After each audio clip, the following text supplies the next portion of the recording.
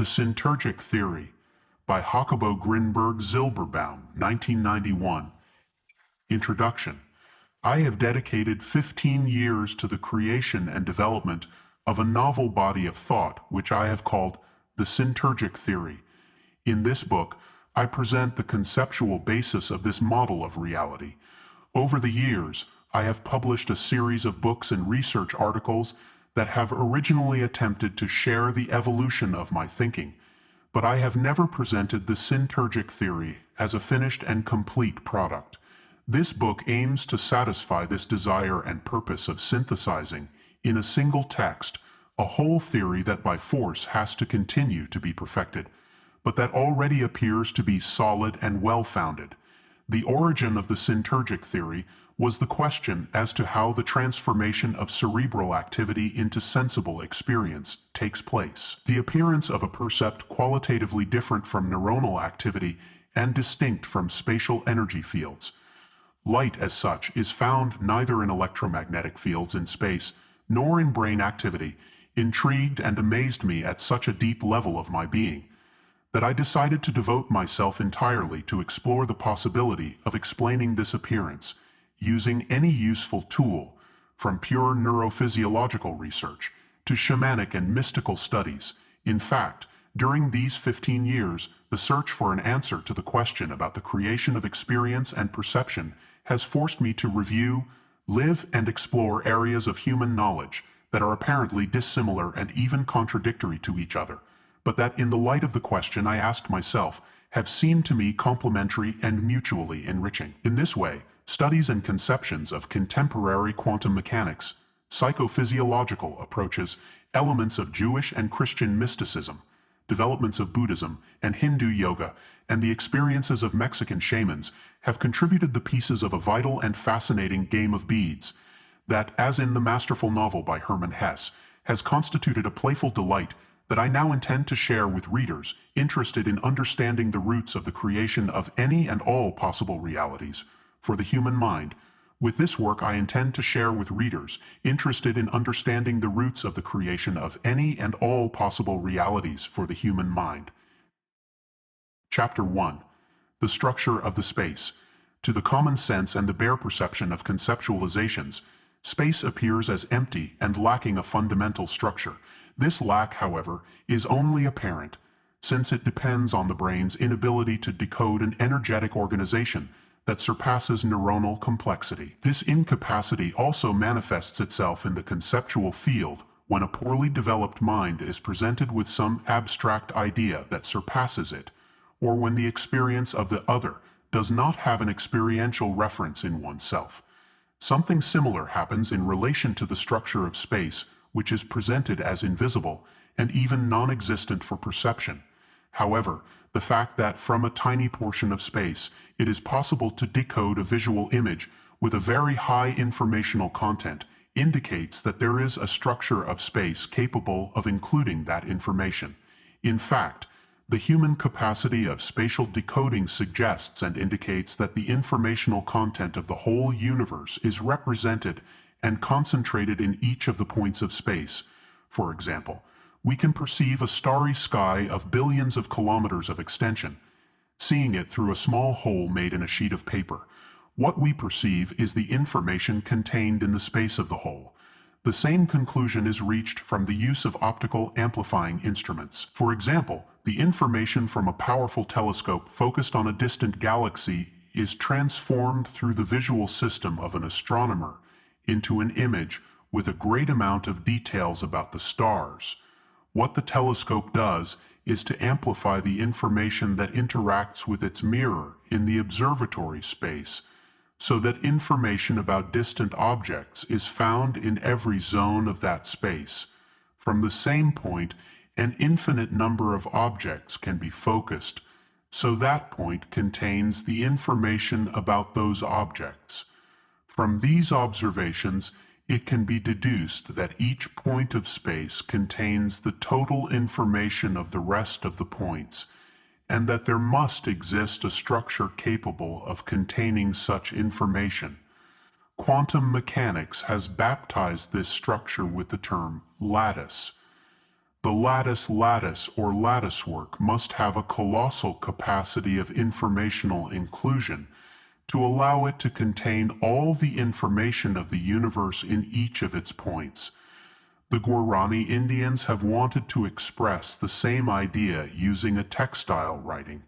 They weave their ideas by expressing them through embroidered fabrics. The fabric that represents the space is made by making the threads of the rest of the fabric to touch each stitch of the fabric. The maximum amount of information that a structure is capable of containing depends mainly on its vibrational capacity. For example, the higher the frequency at which an energetic field can vibrate, the more information it can carry and contain. From this point of view, the lattice of space must be able to vibrate at infinite frequencies in each of its points. On the other hand, the amount of information that a structure is capable of containing depends on the number of dimensions it includes. A plane, for example, is capable of containing less information than a three-dimensional object. From this point of view, the fundamental structure of space or the lattice of space must be located and include an enormous amount of dimensions. We could deduce from the above considerations that the structure of the lattice of space consists of a colossal, multidimensional, vibrational capacity matrix in which the information of its totality converges at each of its points. Another characteristic of the lattice structure, deduced from our perception, is that, by modifying a portion of this structure, this modification affects each and all of its points. For example, we can observe the explosion of a supernova from any area of space using an instrument with sufficient power. In the same way, the flight of an insect can be seen from any point of a place, so that the change exerted on a zone of the lattice must by force affect and modify the rest of its portions. From this point of view, the lattice must possess a structure similar to that of a superconductor of total fluidity and capacity of interaction between each and every one of its elements. In addition to the above and also deduced from our perception, the structure of the lattice is non-empty in all its extension and in each of its points. For example, let's move in any direction of the space or place ourselves in any of its locations, and we will never find an area in which the image resulting from the decoding of the lattice disappears. Therefore, the lattice occupies the entire space with no zones of absence of the lattice. From the above, it follows that the structure of the lattice is that of a superconducting matrix of multiple dimensions, without discontinuity zones, with a colossal vibrational capacity and an organization of total convergence at any of its points. Another characteristic of the lattice, also deduced from our perception, is that the information contained in its structure can be decoded as a continuum. When, for example, we move in one direction, when, for example, we move in one direction, the images merge with each other, giving us the sensation of perceptual continuity. Of course, this continuity depends on the characteristics of our brain processing, which acts as a kind of reality glue, but it also reflects a basic informational continuity contained in the fundamental structure of the lattice itself. Another characteristic of the lattice is that it possesses the ability to modify its own structure on different time scales. A neutron is a modification of the basic structure of the lattice, with a greater fixity and permanence than a meson. In the same way, a rock is a distortion of the lattice with a longer duration than the flame of a candle. We will see later that a thought or an emotion also affects the structure of the lattice, and are distortions of the same structure, just like what we call a macroscopic material object or a microscopic elementary particle. The temporal permanence of a distortion of the lattice depends, among other things, on the recurrence of the distortion and on whether its structure coincides with some natural mode of organization of the lattice. An area of the lattice in which there are no distortions must be totally homogeneous and coherent. From the perceptual point of view, this pole of total coherence would appear as invisible and empty of objects. In it, an instrument capable of detecting some gravitational index would show an absence of this force, indicating a lack of curvatures of space. On the other hand, in a zone of the lattice with local distortions, our perception detects the presence of objects, and the gravitational instrument will show the presence of gravitation indicating the existence of curvatures of space. At this pole of the lattice, the coherence is less than in the lattice in its basic, undistorted state. A perceptual example denoting the differences in coherence of the lattice can be seen in the so-called relative motion effect between objects distant and close to an observer. Objects far away from an observer remain fixed and seem to follow its motion. Observe the moon from a moving car. On the other hand, objects close to the observation point do not remain fixed and change their position relative to the movement of the observer, the road, or the trees near the car. This is explained considering that the information about distant objects is represented in the space with which the observer interacts in a more coherent way than the near ones, so that at each point of interaction, the information of distant objects would seem to be duplicated, and therefore their perception from any point is the same.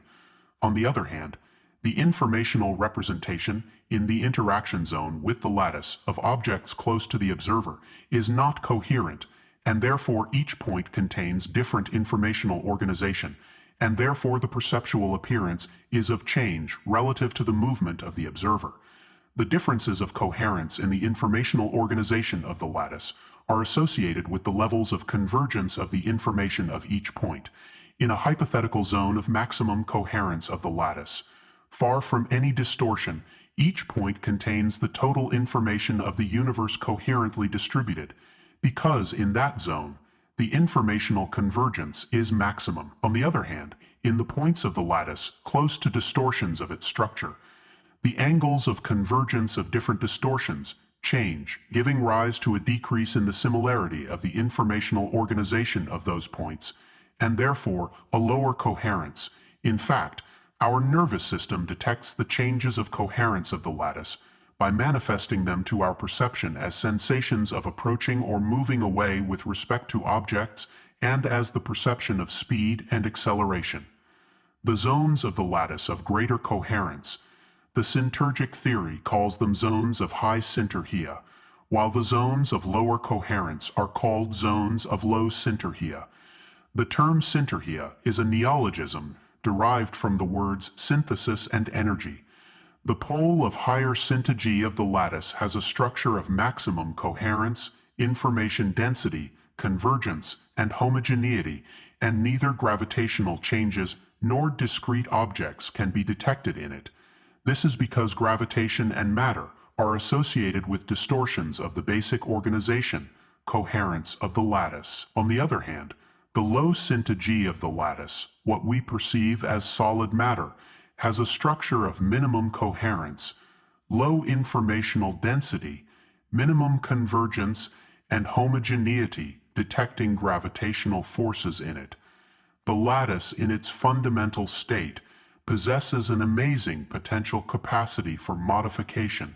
Each and every one of the elementary particles and of the fields and forces described by contemporary physics arise from the possible distortions that the lattice is capable of assuming. Thus, an electron, a proton, a neutron, or any other elementary particle comes into existence when the basic structure of the lattice itself undergoes specific modifications. This is why elementary particles and in general all matter possess a dual wave corpuscular nature. A particle is simultaneously an independent object and separate from the rest of the objects, and a modified portion of the same fundamental structure. In Buddhism, this duality is conceptualized under the denomination of sunyata, or emptiness. This concept implies the consideration that no object possesses absolute and independent existence, but is part of a matrix of interrelationships, and therefore feeds on the rest with which it is interconnected and on which its existence depends. The lattice shows the same characteristics. Everything is intertwined within its structure, and every object and matter arises from specific modifications or distortions of it, manifesting an interdependent existence with the rest of the objects. We will see later that neither the individual experience the body or the brain escape this condition of void or sunyata. Therefore, the lattice possesses the potential capacity to manifest itself in multiple conditions and infinite forms, being this capacity another of its basic characteristics. The structure capable of the above must consist of some absolutely plastic material, in the sense of its infinite capacity to assume different forms. Now, I mentioned earlier that one of the characteristics of the organization of the lattice structure is its continuity. This continuity, however, exists only partially and within what could be called discrete bands of organization. There are families of lattice distortions and quantum layers of its organization distributed in discrete levels. Physics calls these bands forces, and 4 of them have been described: 1 gravitational force, 2 weak interaction force, 3 strong interaction force, 4 electromagnetic force. Each of these forces or fields are particular families of fundamental lattice distortions.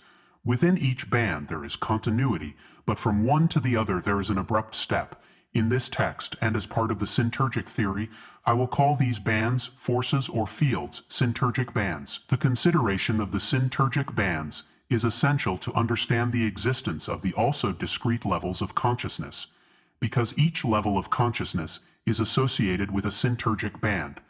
The ignorance of sunyata has led the Western mind to forget that between reality and its perception, there are varied and complex processes of transformation by the neuronal machinery. In this way, we confuse the product of these transformations with their origin. We consider, for example, that there is a world outside us with objects detached from our processing, when in reality we actively intervene in the creation of perceptual reality, and we are not detached from the objects we perceive, nor from the living beings with which we interact. Reality is one, but as Ken Wilber rightly says, we divide it with boundaries of separation that depend on the level of consciousness in which we function and not on reality itself. Our brain system interacts with a limited portion of the lattice through its receptive organs. This portion of the lattice is transformed into a neuronal language, and after several transformations that will be explained later, a perceptual image is created, which is always a representation and not reality itself. In order to access this reality, we should first place ourselves in unity consciousness, erase all our filters, personal history, and conditioning.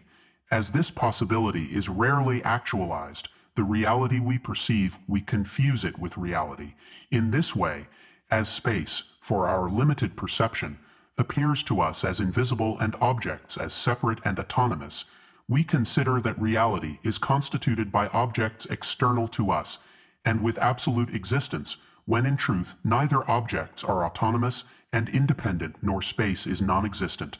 We could even solidify space or dematerialize objects just as Milarepa, the legendary Tibetan poet, did, or as some of the most powerful Mexican shaman Nawals do.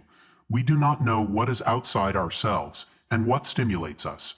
We only know the final product of our brain processing, but we confuse it with reality itself. It is enough to remember that in a point of space, the totality of the information of the universe is concentrated, and that we partially decode that information, and from there we construct our perceptions to realize that what we perceive is a limited human creation, and that the qualities that we attribute to reality are the result of a restricted interaction with the lattice of space. For example, light as such does not exist in the lattice, nor does sound. The point of the lattice that we decode does not contain the geometry of the image that results from its cerebral processing as it is presented to our perception. The lattice point that we decode is a colossally complicated set of energetic morphologies concentrated in a structure. There are no colors or shapes, no changes of perspective or external objects. It is the way we decode those morphologies and transform them that results in what we see. Of course, any point of the lattice contains, in an algorithmic way, all the elements that later make an image appear. All the details of any percept, all the geometric shapes, colors, changes of perspective and textures are algorithmically concentrated in each point of the lattice. but in its decoding we add our own brain structure and organization, and from the interaction between it and the lattice features, the qualities, light, sound, texture, etc., that are familiar to us emerge. Each point of the lattice contains in its structure much more information and decoding possibilities than our brain can decode. The decoding capacity will depend on the neuronal functioning, and this functioning, in turn, is determined and determines the level of consciousness in the lattice at which we function. Therefore, it is the level of consciousness of each person that determines the reality we perceive. The way we decode the lattice is not random. We will see later that the very organization of the human brain is a model of the lattice. But this model does not yet become identical to the territory it wants to represent. Only when we become the lattice itself will we be able to perceive reality as it exists and as it is in itself. This possibility is not impossible and is within our reach, but it depends on the achievement of a development towards unity consciousness to actualize it. This chapter, devoted to unraveling the structure of space and lattice, should not leave in the reader's mind the impression that lattice is the ultimate level of reality, or that nothing exists outside of lattice reality. The discussion of the possible existence of something, not restricted to the lattice, I cannot address in this chapter, but I can mention it now and analyze it later.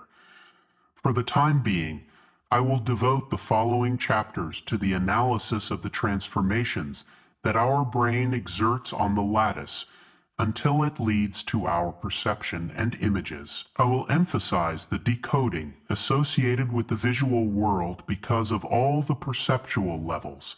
It is the one that most exemplifies our action on the lattice and the transformations it undergoes. Before concluding, I would like to mention that contemporary physics is, like Syntergic theory, interested in understanding the basic structure of space. The methodology of physics is, however, different from the one I have used. Physicists use a sophisticated mathematical tool and a series of experiments specific to their discipline to arrive at their conclusions. The same conclusions can be reached by using, as I have done here, an analysis based on the phenomenology of human perception and that of other organisms. The closest physical theory to the lattice conception is the superstring theory.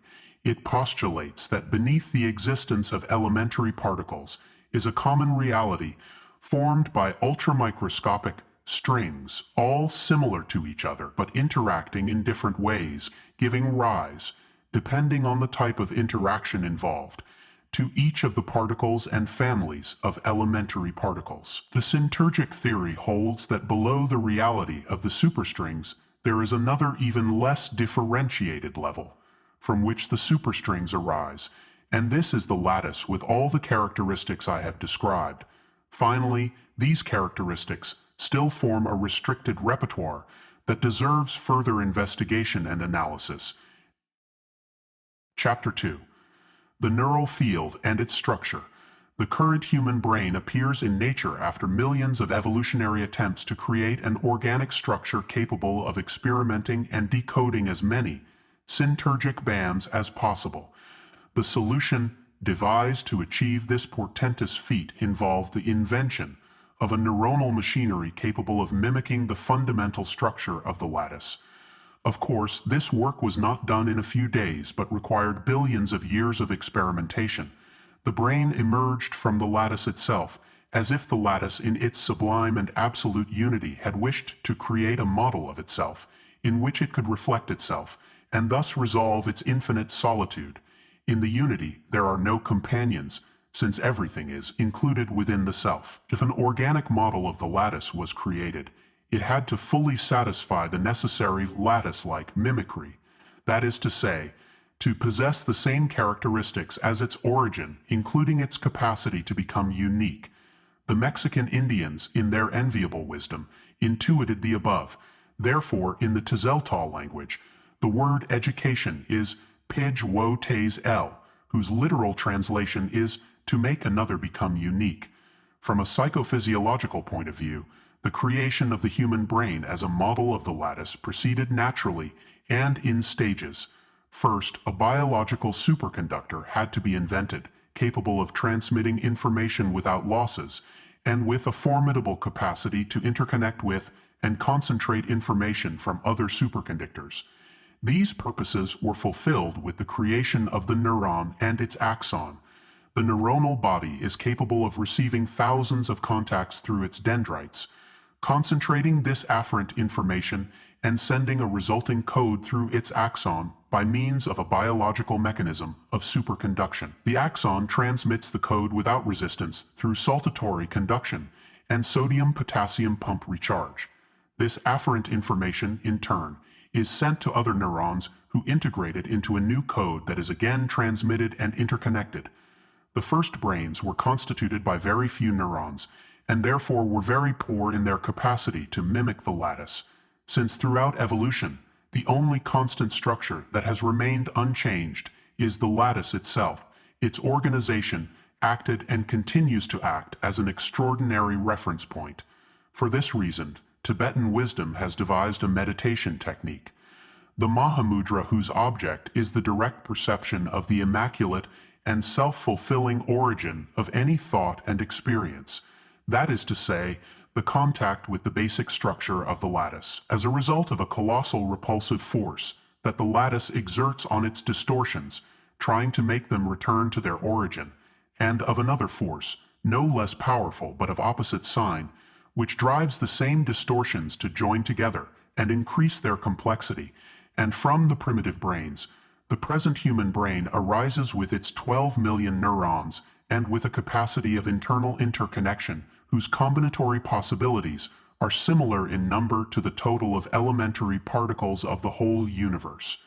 The colossal mystery of the return to the origin is thus solved, not through entropic disintegration, but through the audacity of creating oneself on equal terms with the Creator. In this return, we gain the possibility of consciously experiencing as total and unique individuals, not only those forces manifested in our emotions, in the mysteries of sexuality, and in the agony of pain, but in all the nuances of our sensorium and our mental and spiritual activity. Woe to him who refuses to flow in experience. He betrays in this way all the immense effort deposited in his creation. The human brain has solved the challenge of mimicking the lattice by creating circuits that interconnect all its biological superconductors.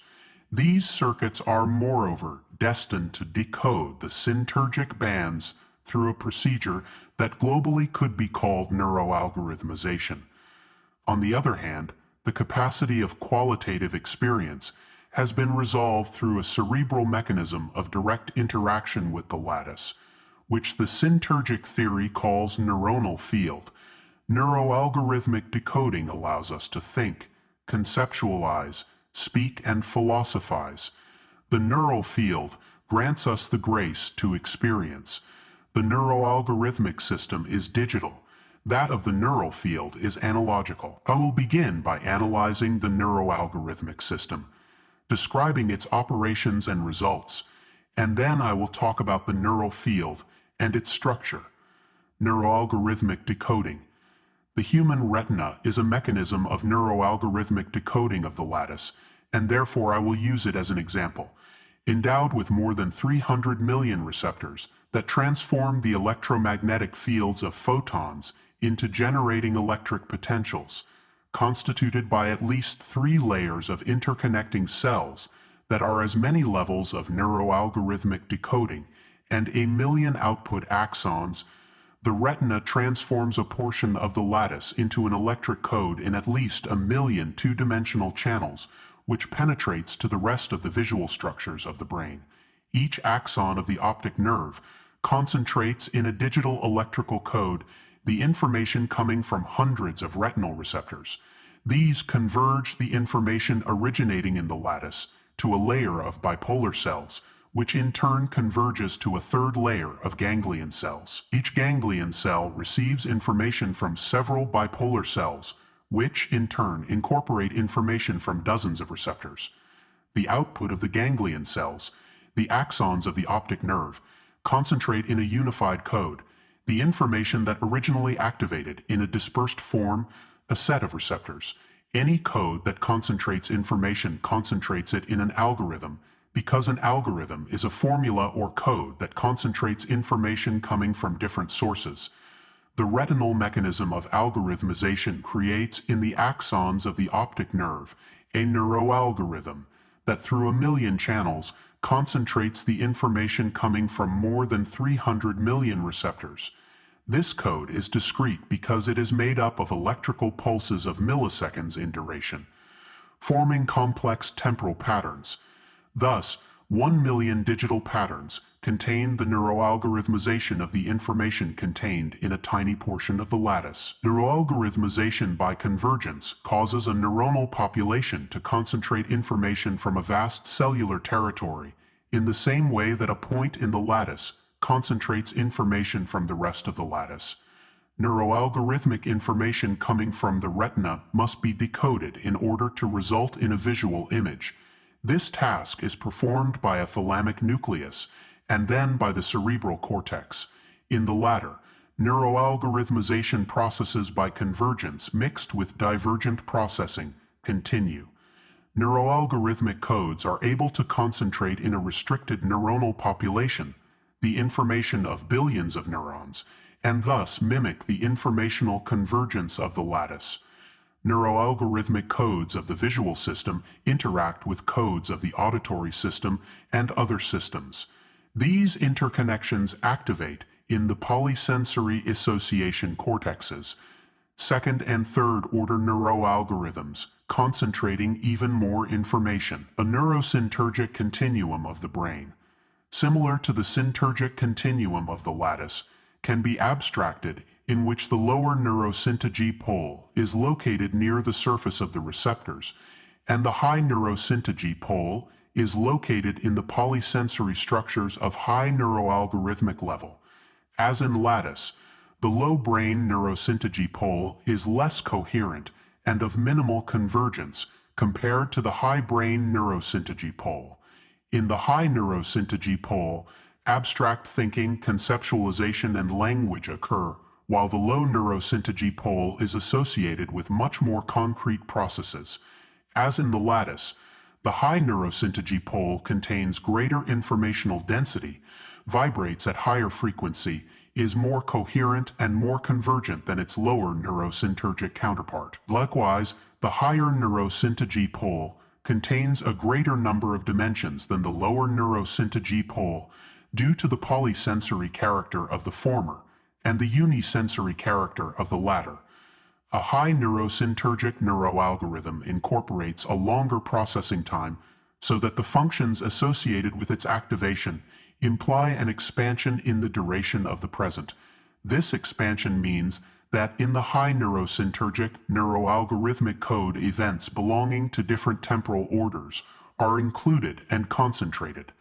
The complexity of a function is directly related to its neurosyntergic level. Therefore, conceptual and high abstraction processes are associated with a high neurosyntergic functioning, since they imply a high informational density and a powerful neuroalgorithmization. The similarity between the structure of the lattice and the organization of the brain is remarkable and can be verified for each of the conditions that I analyzed in Chapter I, namely 1 in the lattice.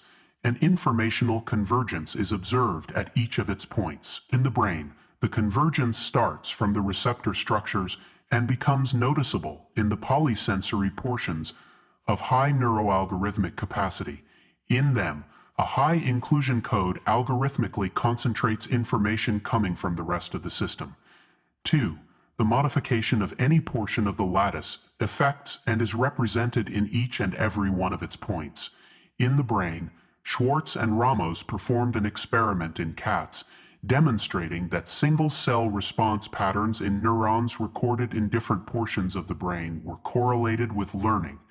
This experiment indicates that the modification of information is represented in all units of the brain.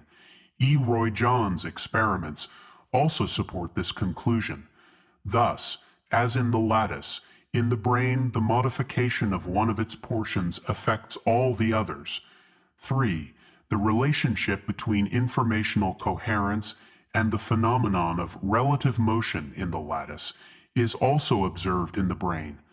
The latter is related to the processes of neuroalgorithmization in the different levels of convergence of the brain. For example, if we modify the information of the retinal receptors, this alteration will cause a greater variation in the neuroalgorithmic codes of the bipolar cells than in the ganglion cells. In turn, the neuroalgorithmic codes of high inclusion power in polysensory structures will undergo minimal changes compared to those of ganglion cells. In fact, the conceptualization and abstraction processes linked to the responses of polysensory analysis structures maintain a constancy despite changes in informational input. This has been demonstrated experimentally by Grinberg Syntergic and E.R. John. It could be postulated that the most powerful levels of neuroalgorithmization in the brain are associated with ego functions of high constancy, being similar to that of the homogeneous and highly coherent informational representation of objects far removed from an observer. 4. There is neural activity in a living brain at all times, even during deep sleep or in the silence of meditative states. Therefore, there are no discontinuities of emptiness or absence of activity in the brain, in the same way that in the lattice there are no empty zones of information. 5.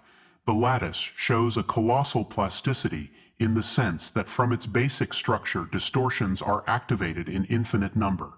The brain shows a similar capacity of modification and plasticity. It is enough to remember the amount of detail in dream images or the creative possibility in art. When, for example, someone is asked to recreate an image of a past event from a verbal command, one can assume the occurrence of several chained processes to give rise to it. Firstly, the transduction of sound into neural codes. Secondly, the neuroalgorithmization of these codes. Thirdly, the activation of some polysensory structure. And finally, the synthesis of some high-power polysensory neuroalgorithm and the activation of a visual image associated with the divergent decoding of this neuroalgorithm. The fact that the brain is capable of internal representations in practically infinite number resembles the also infinite capacity of the lattice. 6. I had mentioned that for the lattice, there are distortions with a variable temporal duration from practically instantaneous ones, as would be the case of some elementary particles with an infinitesimal half-life to a proton or a neutron with an immense lifetime. In the brain, there are also mnemic patterns of short life. Remember here the iconic memory, of medium life, the short-term memory, and of an enormous duration, the long-term memories.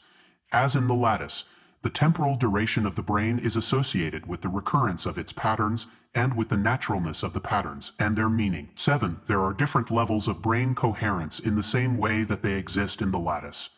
Coherence in the brain is a measure of the similarity of the patterns of its activity in the different zones of its structure. The greater this similarity, the greater the brain coherence. A measure of the unified functioning of the brain is interhemispheric coherence. In laboratory studies we have found that as interhemispheric coherence increases, the sensation of internal unification increases, and states of internal silence are activated. The states of high interhemispheric coherence are conditions of high neurosyntergic, and would seem to correspond with the levels of organization of superior syntergia of the lattice, in which there are no distortions of the lattice. There is absence of objects and gravitational forces. That is to say, there is also silence. 8. Another similarity between the lattice and the brain is the absence of isomorphisms. In the brain, the output of the optic nerve, activated by the retinal stimulation, is a digitized code of 1,000,000 channels that has no resemblance neither with the image resulting from its decoding, nor with the energetic organization of the lattice that stimulated it. In the same way, in the lattice, the information that converges in each of its points has no direct resemblance with the distortions it represents. 9. Finally, just like the organization of syntergic bands of the lattice, which are internally continuous but discrete from band to band, in the brain there are sensory bands and bands of consciousness which are internally continuous, but discrete from band to band. Each of the sensory modalities, touch, hearing, sight, etc., correspond to these sensory bands, and each state of consciousness, wakefulness, sleep, paradoxical sleep, etc., belongs to a band of consciousness. The sensory bands and the consciousness bands correspond to different levels of neuroalgorithmization, i.e. to different neurosyntergic degrees. For example, the auditory band is activated after 30 milliseconds of brain processing, while the visual band requires 50 milliseconds of processing. The conceptual band needs more than 150 milliseconds of processing. The longer the processing duration, the higher the informational density, and therefore the higher the neurosyntergic. The neuronal field and its structure.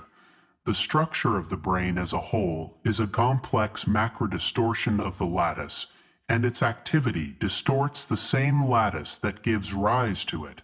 Each dendritic micropotential and each action potential are and activate microdistortions of the lattice. The interaction between all these microdistortions creates a hypercomplex macrodistortion of the same lattice. This hypercomplex macrodistortion is called neuronal field by the Syntergic theory. The neuronal field is a mechanism of unification of brain activity, but of analogical type and not digital, as is the neuroalgorithmic processing. The latter is also a unification mechanism, but internal and belonging to the same dimension as the discrete activity of all the cellular components of the living brain. The unification of the neuronal field, on the other hand, occurs in the energetic dimension of the lattice as field. To visualize the complexity of the neuronal field, it is sufficient to consider that each neuron is a three-dimensional structure capable of receiving hundreds of connections. The membrane potential of each neuron oscillates and changes its morphology each time one of its dendrites is activated. These three-dimensional oscillations of the electrical activity of the neuronal somo are as many microdistortions of the lattice. Now let's multiply that image 12 billion times and add all the ionic transports through the axons, together with the extracellular fields. Each microdistortion of that neuronal cosmos interacts with its neighbors, and these in turn with others. Along with all the above, the populations of neurons of high neuroalgorithmic power must incorporate their codes of high informational density to the rest of the microdistortions, etc., etc., etc. The resulting picture is of such complexity that it is almost impossible to visualize. However, several global characteristics of the neuronal field can be clarified from our knowledge of the brain. First, the neural field as a whole can vary its levels of coherence by modifying the greater or lesser morphological similarity between all its portions. Secondly, there must be a continuum of possible frequencies within which the neural field must fluctuate. The greater the informational density handled by a living brain, the higher the frequency of its neural field as a whole must be. A neural field of high coherence and high frequency has greater syntaggy than a neural field of low coherence and lower frequency. The lattice interacting with a neural field of higher syntaggy must increase its own and decrease it when interacting with a neural field of low syntaggy. In turn, a neural field interacting with a lattice of high syntaggy must increase its own. On the other hand, a neural field must decrease its syntaggy when interacting with a lattice of low syntaggy. On the other hand, the three-dimensional geometry of brain circuits varies from structure to structure and from nucleus to nucleus of the brain. Therefore, the energetic morphology of the neural field must reflect that geometry in the lattice by mimicking it. Already in the lattice dimension, the neuronal field is incorporated into the lattice and submits to the structural laws of the lattice. Thus, a variation of a neural field, must affect the whole lattice by manifesting itself in each of the points of its structure. In the same way, the sustained recurrence of a certain morphological pattern of the neural field must provoke more or less permanent alterations in the lattice structure, depending on how congruent such morphology is with some natural aspect of the lattice. Since the lattice varies its syntergic organization in internally continuous but globally discrete bands, and the neural field as well, there must be zones or bands of interaction between the neural field and the lattice that are more congruent than others. In these zones, the interaction between both the neural field and the lattice should cause the appearance of an interference pattern clean of noise. In contrast, outside these bands of congruent interaction, the interference patterns should contain noisy and, in the most disparate cases, self-annulling morphologies. The zones of congruent interaction between the neural field and the lattice are called permitted orbitals of consciousness by the Syntergic theory. On the other hand, the bands of non-congruent interaction are called non-permitted orbitals of consciousness. A neural field of maximum syntergy, that is, of absolute coherence and high informational density, frequency, is more similar to the basic or fundamental structure of the lattice, that is, to the lattice at its pole of highest syntergy. On the other hand, a neural field of low syntergy is more similar to the lattice at its low syntergy pole. The lattice in high syntergy is free of distortions, curvatures, and gravitational fields. The lattice in low syntergy is closer to matter as we perceive it. The higher the syntergy of a neural field, the more it will be able to interact congruently with the lattice in its fundamental and pure state. On the other hand, a neural field of low syntergy will only be able to interact congruently with the corresponding structural level of the lattice. Being the neural field similar in nature to the lattice, regardless of its level of syntergy, different neural fields must interact with each other, creating intercerebral interference patterns. The structure of the lattice that incorporates these patterns is called the hyperfield by Syntergic theory. The hyperfield is the lattice that includes within it all the neural fields, together with their interference patterns, as in the interior of a brain within which all the neuronal microdistortions interact with each other.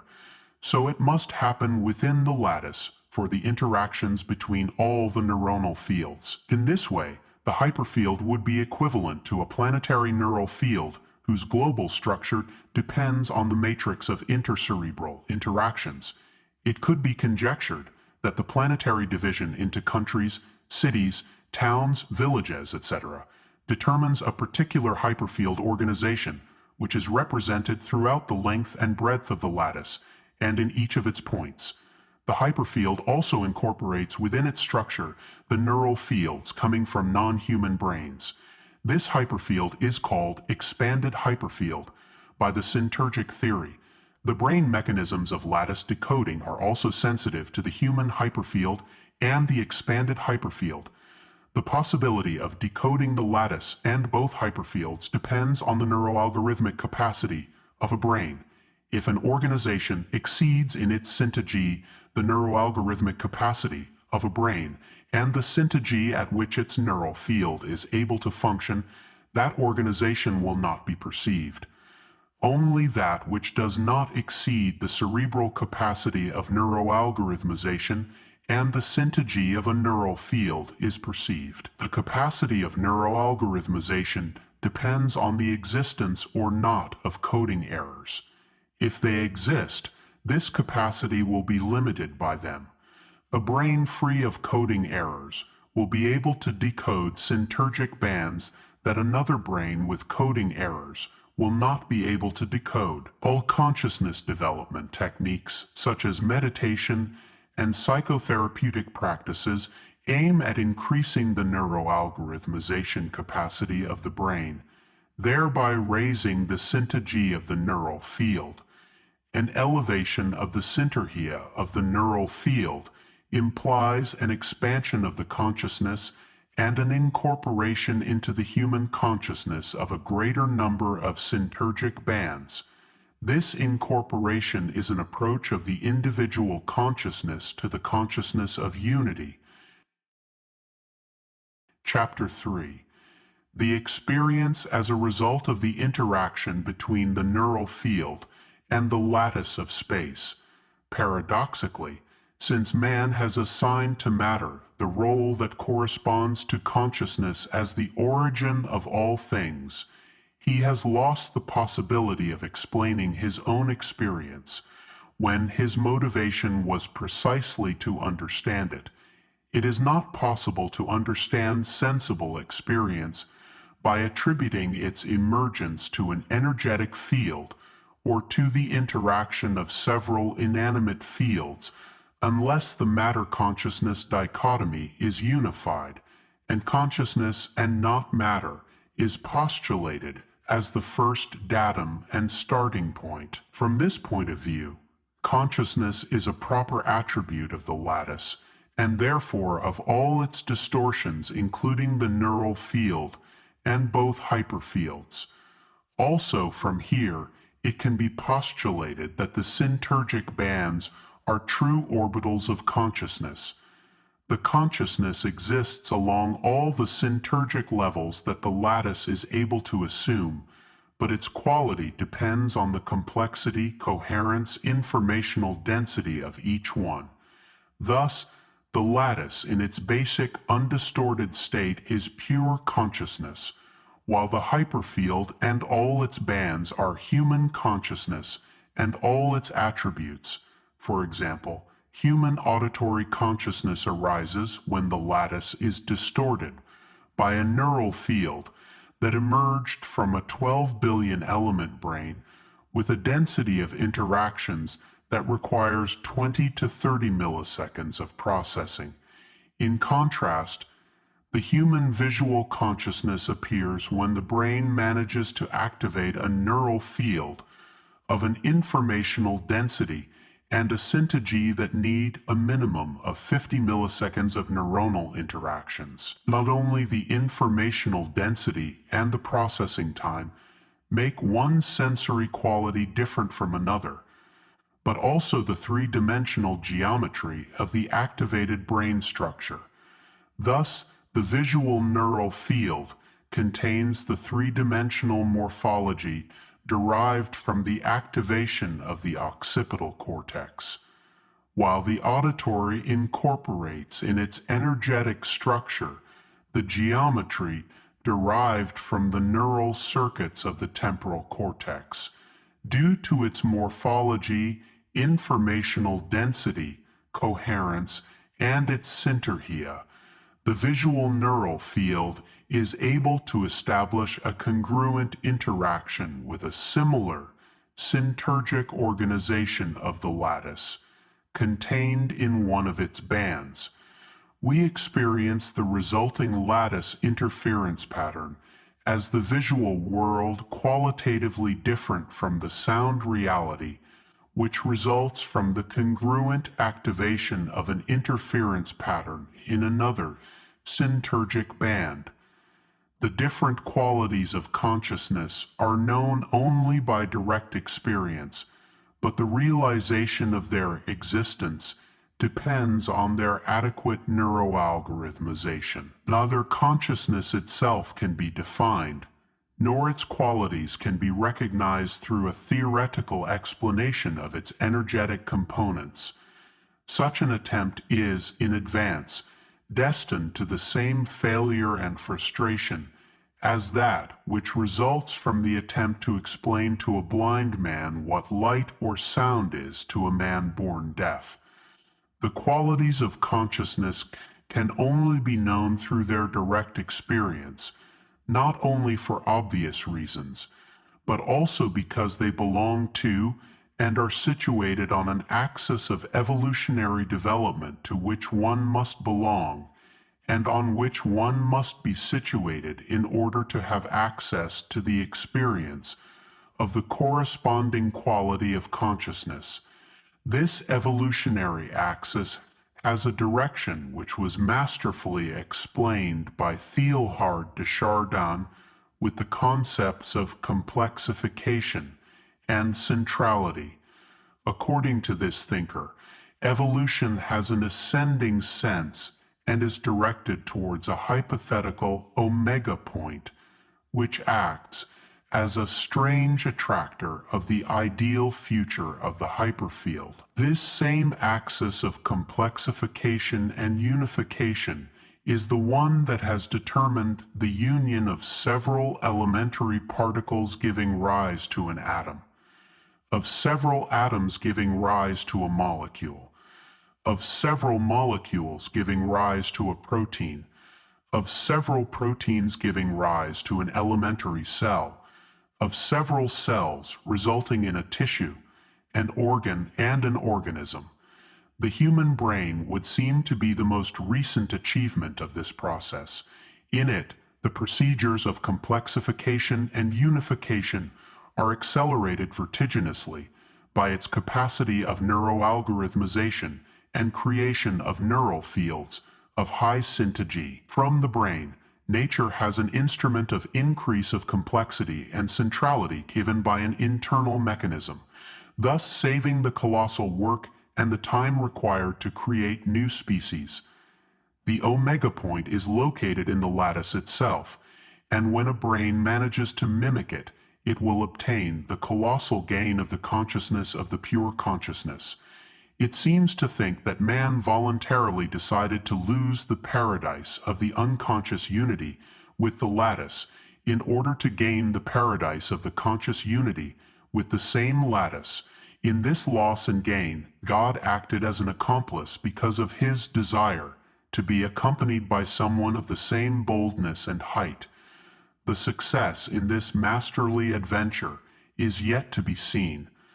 The qualities and levels of consciousness are situated on this same evolutionary axis in which the tactile quality appeared before the auditory and the auditory before the visual. A poorly evolved organism with a primitive brain is incapable of creating a neural field with sufficient syntergia to achieve a congruent interaction with the auditory or visual band. Nature had to create brains and organisms with a greater number of elements to achieve neural fields of sufficient syntergia to interact congruently with more complex orbitals of consciousness and thus activate the corresponding sensory qualities. The fact that each quality of consciousness requires more processing time resulted in the increase in the duration of the present for each quality. A visual image with a processing time of 50 milliseconds has a longer present duration than a sound activated after 20 or 30 milliseconds of neural interactions. The expansion in the duration of the present correlated with the syntergic increase results in the capacity to unify in a timeless present what, for a less syntergic quality of consciousness, is located in the future. Total unification would imply the capacity to perceive in a timeless present the past, present, and future of a non-unified consciousness. Each quality of consciousness conquered by an individual from a novel, syntergic mode of functioning is an addition to and not an exclusion of previously gained qualities. Thus, as one progresses, new syntergic bands are incorporated into an ever-expanding consciousness, thus fulfilling the dictum and primary divine purpose of what could be the first commandment of the new age, viz., "Thou shalt experience and decode as many syntergic bands as possible." In Mexican shamanism and in the technique of self-elusive meditation, this first commandment is actualized through the simultaneous observation of an increasing number of experiences in the different areas corresponding to the various qualities of consciousness. The achievement of unity occurs when the observer incorporates in a simultaneous act of observation all the contents of the experience. In this feat, the observer becomes confused with its contents, and the division between the two disappears, thus achieving access to the reality of the pure self. This is the logic on which the self-elusive meditation technique is based. Karl Pribram once said that since there is no isomorphism between a visual image and the brain processing, one should look for some level in this processing that is at least capable of containing the same details of the resulting image. He considered that the level of dendritic micropotentials fulfilled this requirement. The Syntergic theory holds that the neural field is the immediate antecedent of the image, not only because it is capable of containing in its structure all the details of the percept, but also because it unifies them. And one of the qualities of visual perception is unification. A visual image is a finished and unified product, and although it is true that neither the coding of the optic nerve is isomorphic with the image, nor the cortical activation is, there must be an immediate antecedent of any image, if not isomorphic with it, at least with the capacity to be so at some level. Otherwise, it would be impossible to explain the relationship between brain activity and experience. The neural field becomes isomorphic with the visual image when its structure interacts with the visual syntergic band. Neither the syntergic band nor the neural field are identical in form, isomorphic with the percept, but the interference pattern resulting from their interaction must be. When two energetic fields interact, they create an emergent structure different from that possessed by each one separately. A simple image that helps to understand this is that of two concentric waves produced on the surface of a pond. When these circular waves interact, a complex geometry is created that ceases to be circular and becomes something else.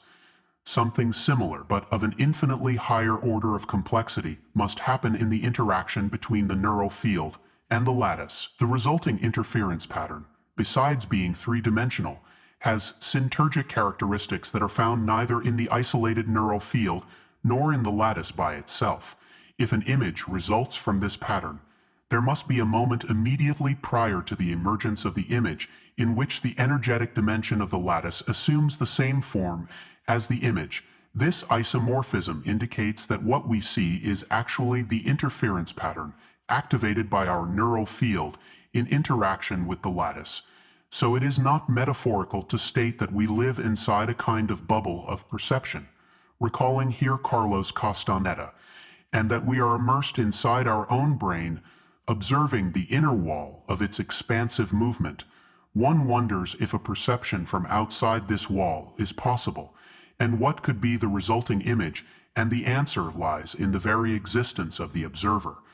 Neither the lattice nor the neural field, nor their interaction form the ultimate level of reality, or represent an inescapable and all-encompassing prison. There is something outside the existence of the lattice, and even of the two hyperfields, and this something is the observer. Chapter 4. The Orbitals of Consciousness. The term orbitals of consciousness refers to the existence of different levels of consciousness. In reality, the consciousness is one and permeates all manifestation, from the lattice in its basic or fundamental state to any of its distortions, including the neural field and both hyperfields. However, the human being delimits the one consciousness and focuses it, resulting in its division into levels. It will depend on the individual functioning, the access to the different levels of the consciousness. This access is in reality a dimensional perceptual transformation, so that the levels of consciousness depend on the perception of the observer and his or her identification. Thus, for example, an observer capable of identifying his individual consciousness with the basic structure of the lattice will reach unity consciousness. On the other hand, an identification of the observer with the organic body will activate a level of bodily consciousness. The observer's dimensional access and control will result in his functioning within a matrix of relationships, and it will constitute his perceptual territory. It would seem that the observer is able to perceive and identify with any and all dimensional layers of the lattice organization, meaning by this that it is itself in a dimension that includes the lattice itself. In other words, The capacity of the observer to perceive all the levels of the lattice, including the lattice in its basic state, implies that the observer does not belong to the universe of the lattice, but to another one independent of it. There are different models that are as many approaches to the analysis and description of the different orbitals of the consciousness. All of them have in common the consideration that the levels of the consciousness depend on the perception of the observer, and this one on the territory with which it identifies itself. I will first present the model proposed by Jewish mysticism, Kabbalah, then the Theosophical model, then the Shamanic model, then the Buddhist model, the transpersonal psychology model, and finally, the Syntergic model, the Kabbalistic model. According to Gershom G. Scholem, in none of their systems did the Kabbalists fail to affirm the existence of interrelationships between all worlds and levels of being. Everything, according to them, is connected with everything else. From any point, infinite depths can be contemplated. According to the system of Moses Cordovero, the ascent of man to higher worlds and to the border of the void does not involve movement on his part, since where you are, there are all the worlds. According to Kabbalah, what is located below is located above, and what is located within is located without. Kabbalah states that not only is the whole contained in each part, but also acts upon all the rest. Although I will analyze the Syntergic model later, I cannot resist the temptation here to recall the similarity between these ideas and the organization of the lattice as described in the first chapter of this book. In the same way, the Kabbalistic consideration that any act or thought has an effect on the totality has its experimental demonstration in the effects that the neural field produces on the lattice, other neural fields, and both hyperfields. The model postulated by Kabbalah is simultaneously longitudinal and concentric. The longitudinal approach attempts to solve the mystery of creation from a transcendent and invisible principle to its manifestation in action. This model has at least 6 levels which are as many worlds or universes. Each universe belongs to a different dimension. At the same time, each universe is associated with a level of the soul and with a Hebrew letter. The universe of the Adam Kadmon is that of the primordial or archetypal man. The Adam Kadmon represents the human in its origin or stratum of highest abstraction. It is not, in reality, the first transcendent level, but an extraordinarily elevated manifestation of it. Above Adam Kadmon, the Kabbalah places the Ein Sof, whose translation would be the endless one intimately linked with God. The level of the soul associated with Adam Kadmon is Yichida, whose literal translation is singularity, and which constitutes the one essence, and that which cannot be divided and is one. Just as from the Ein Sof comes the Adam Kadmon, from the Adam Kadmon comes Atzilut, which is the closest to the archetypal man and is associated with the level of the soul Chai, the living essence or the living. In Judaism, the name of God Jehovah is written with 4 letters, the first of which, Yud, corresponds to the Latin I and belongs to the universe of Atzilut or emanation and to the level of the soul Chai or the living. From Atzilut arises the creation or the universe of Bariah, associated with the level of Neshama or Pneuma and with the next letter of God's name, He, which corresponds to the Latin letter H or J. In this way, the singularity of Yichida, which in turn is transformed into the living, or J flows into Neshama or Pneuma, until before Neshama, the levels of the soul were impersonal. Neshama, associated with the universe of Bariah or creation, begins to belong to a specific individual, and is, so to speak, its subtlest sheath or body, its contact between the personal and the transpersonal, between the divine and the human. From Bariah arises Yetzirah, formation, i.e., that which is created in Bariah begins to acquire form in Yetzirah. This formation would seem to correspond to the first activation of a distortion of space, and the corresponding letter of God's name is the Latin Vav, or V. The corresponding level of the soul is the soul level. The corresponding soul level is Ruach or spirit, and it could be thought of as the mechanism that in acting distorts space. Before Ruach, there are no distortions. Finally, after formation, there is the action in the universe of Asaya, which corresponds with the last letter of God's name, He, and with the level Nephesh, or soul. The 4 letters of God's name, Yud, He, Vav, He, form the Tetragrammaton and are a true algorithmic system containing the scheme of creation from the living to its manifestation in action. Each level of consciousness is given by the identification of the observer with any of the 5 possible layers of the soul, from Nephesh or individual soul to Yichida, the primordial singularity.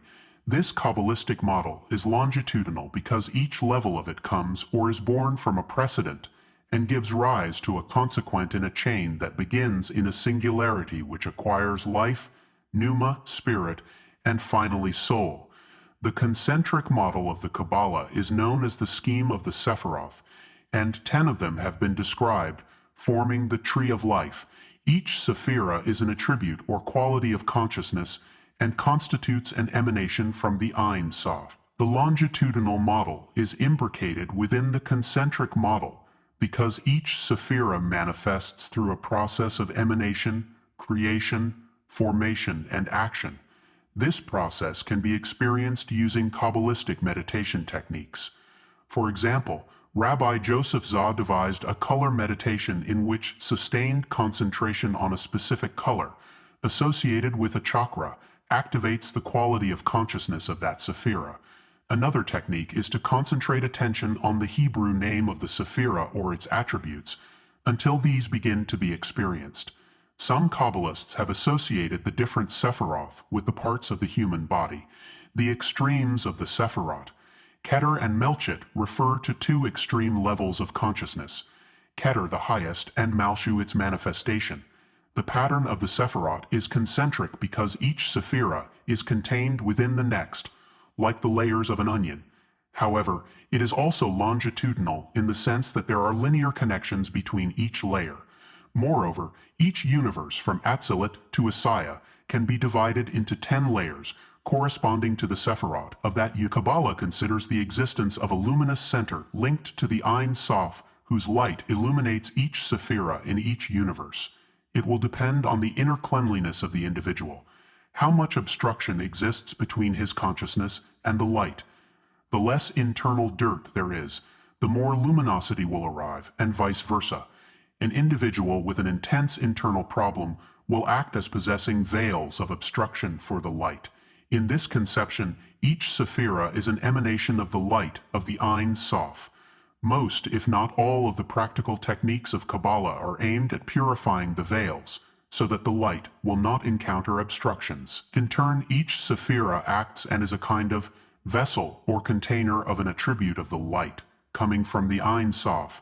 Each of these vessels, when filled by the light, activates an attribute or quality of the consciousness. A similarity between this conception and the Syntergic theory is the existence of the Syntergic bands being the light, and the veils, the necessary syntergia that a neural field must possess to establish a congruent and clean interaction with some Syntergic band, and thus activate the conscious experience associated with the attributes of this one.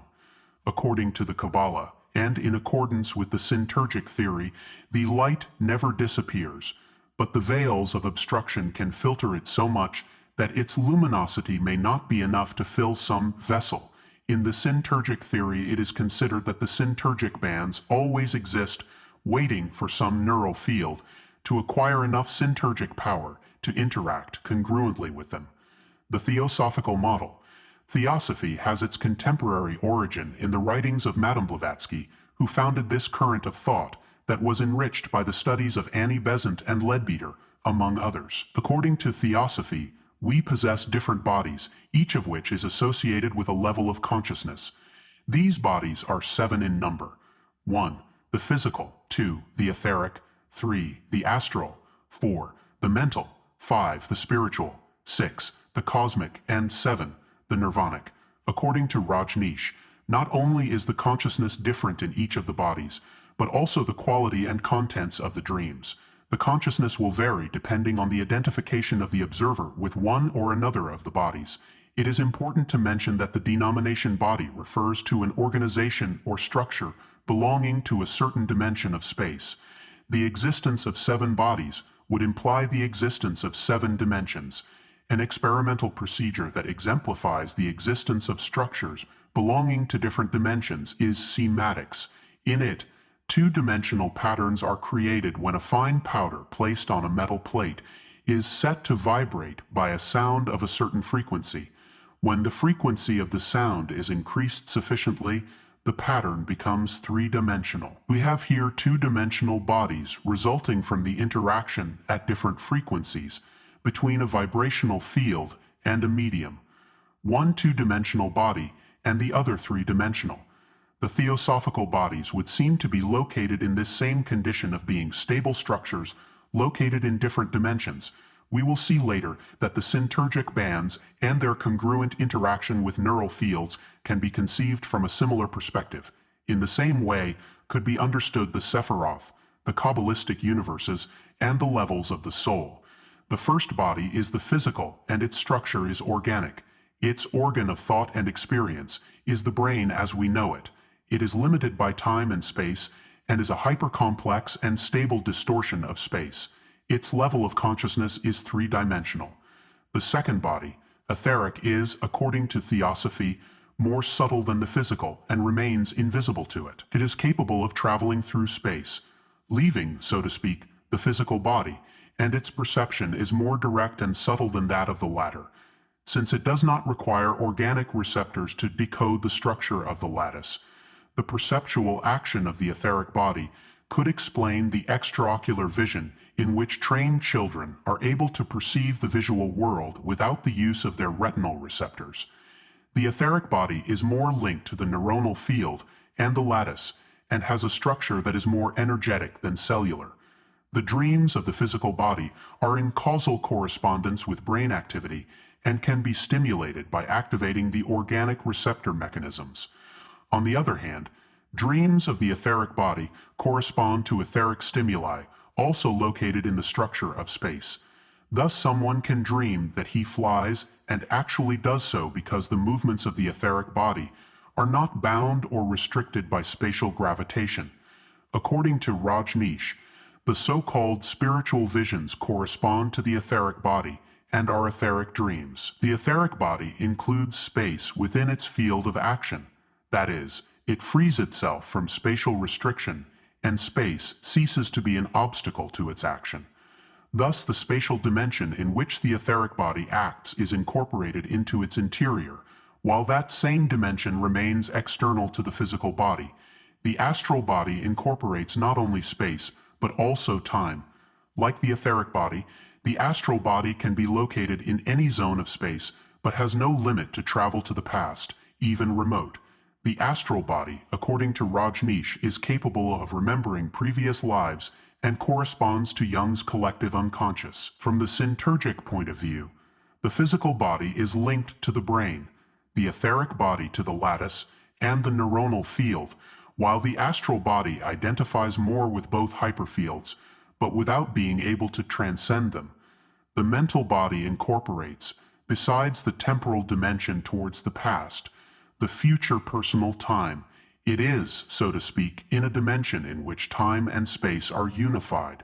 The functioning of the mental body implies an expansion in the duration of the present, in which the past and the future are included within a perceptual unity. This same expansion is related to sensory activation, in which visual perception, for example, functions in a greater duration of the present than auditory perception. The functioning of the astral body involves the same expansion but in a much greater order of magnitude. The mental body remains an individual body, while the spiritual body is transpersonal and therefore incorporates and transcends both hyperfields. The experiences of the spiritual body are shared by all those who live it.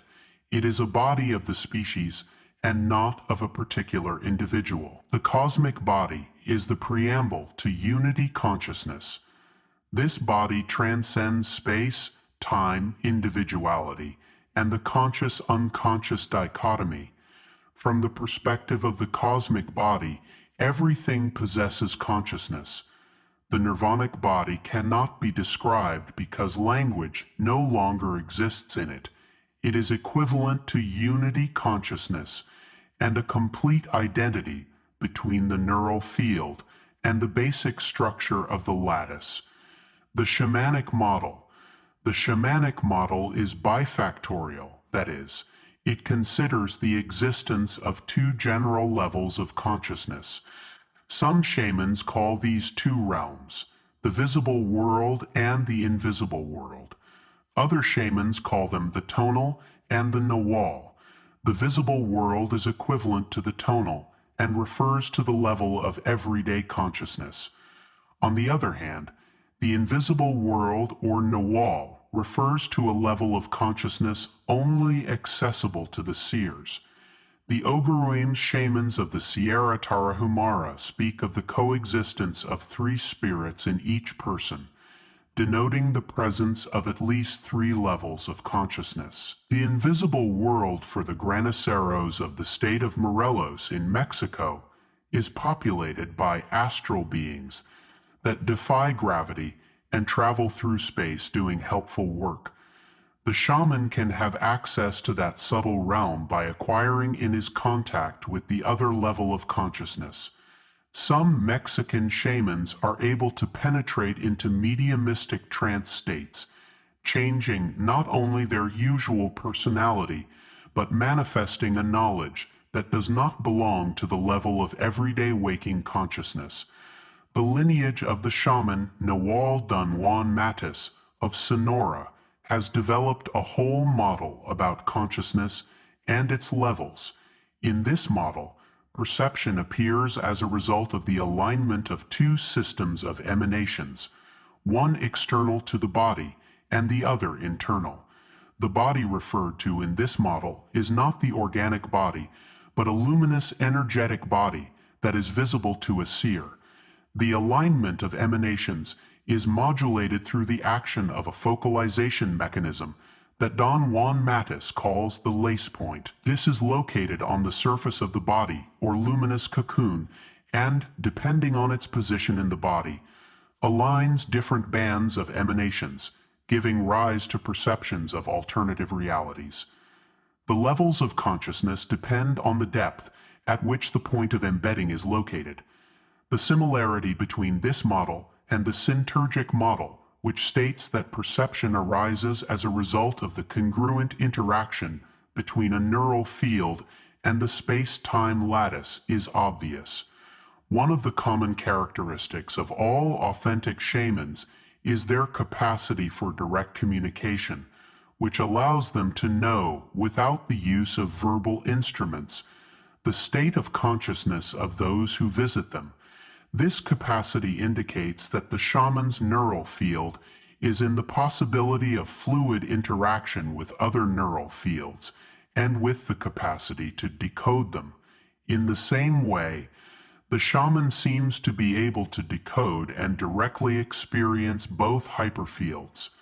One could postulate the existence of a level of shamanic consciousness that I have called the shamanic band. The shamanic model is complex and varies from lineage to lineage, although in all of them there are common characteristics such as those mentioned above, and especially the existence of a generalized shamanic consciousness mode. The Buddhist model. The Buddhist model is also bifactorial and is exemplified in the life of its creator. Approximately 2,500 years ago, the one we know as Buddha was born the son of a king. His childhood was spent isolated inside his father's palace and surrounded by all comforts. He never knew sickness, old age, and poverty. One day he decided to leave the imperial gardens, and for the first time he had contact with the people. Amazed and pained, he became aware of the existence of invalidity and grief. He abandoned his aristocratic life and for years underwent multiple teachings in order to achieve his own enlightenment. Desperate because neither asceticism, nor religious practices, nor control techniques helped him, he sat down under a tree to meditate with the resolution to die or become enlightened. After several days and seeing a star, he achieved what he desired. From that moment on, he dedicated himself to teaching, and for the rest of his days he did so. His mind was of pristine clarity, and through hundreds of discourses given to thousands of disciples, he managed to create a whole movement of spiritual regeneration which still inspires and guides millions of people. Buddha was a true teacher, and as such, he taught everyone according to their needs and levels of understanding. His more advanced students created their own schools and lineages, trying to preserve intact and without deviations the original teaching. But since Buddha imparted an individualized method to each disciple, these schools differ from each other, although they all retain the same direction. For example, there are at least 3 schools of Vipassana. All use observation as a developmental technique, but each in different areas and content. Observation of bodily sensations, observation of emotions and thoughts, observation of the environment. All 3 claim to be the repositories of the original teaching of Buddha, and consider the others as distant from it when in fact they are all the original teaching. The bifactoriality of the Buddhist model is the same that Buddha lived. His 2 states of consciousness are the daily consciousness prior to enlightenment and enlightened consciousness. The level of daily consciousness is that in which there is an identification with emotional, bodily contents or mental fluctuations. The level of enlightened consciousness transcends fluctuating and temporary identifications and places the adept in a state of contact with the reality of the pure self. In that state, pleasure and pain are seen from the same perspective, and there are no mental attachments or sufferings. The enlightened human being is liberated and attains his true identity as the total reality itself. Buddha described a great number of states of consciousness, and his analysis of mental conditions and their vicissitudes have not been surpassed. Nowadays, there are many different schools of Buddhism which use a wide repertoire of meditation techniques, but all of them can be placed within 3 main currents: the Hinayana, the Mahayana, and the Vajrayana. Hinayana considers that enlightenment is individual and depends on personal work in isolation and solitude. The Mahayana also considers that enlightenment is individual, but it cannot be attained unless everyone attains it. The Mahayana Buddhist helps others to attain enlightenment even while postponing his own. His approach is more congruent with unity consciousness and with the development of universal love and compassion. Vajrayana uses the energy of emotions as a vehicle to achieve enlightenment. One of Buddha's main discourses, the Maha-Satipatthana, exemplifies the method of this enlightened one. In it, the Buddha enjoins his disciples to maintain a detached observation of their bodily sensations, their emotions, their mental contents, and their feelings, pointing out subtextually that any identification with them does not liberate, but instead their witnessing from the position of the observer leads to enlightenment.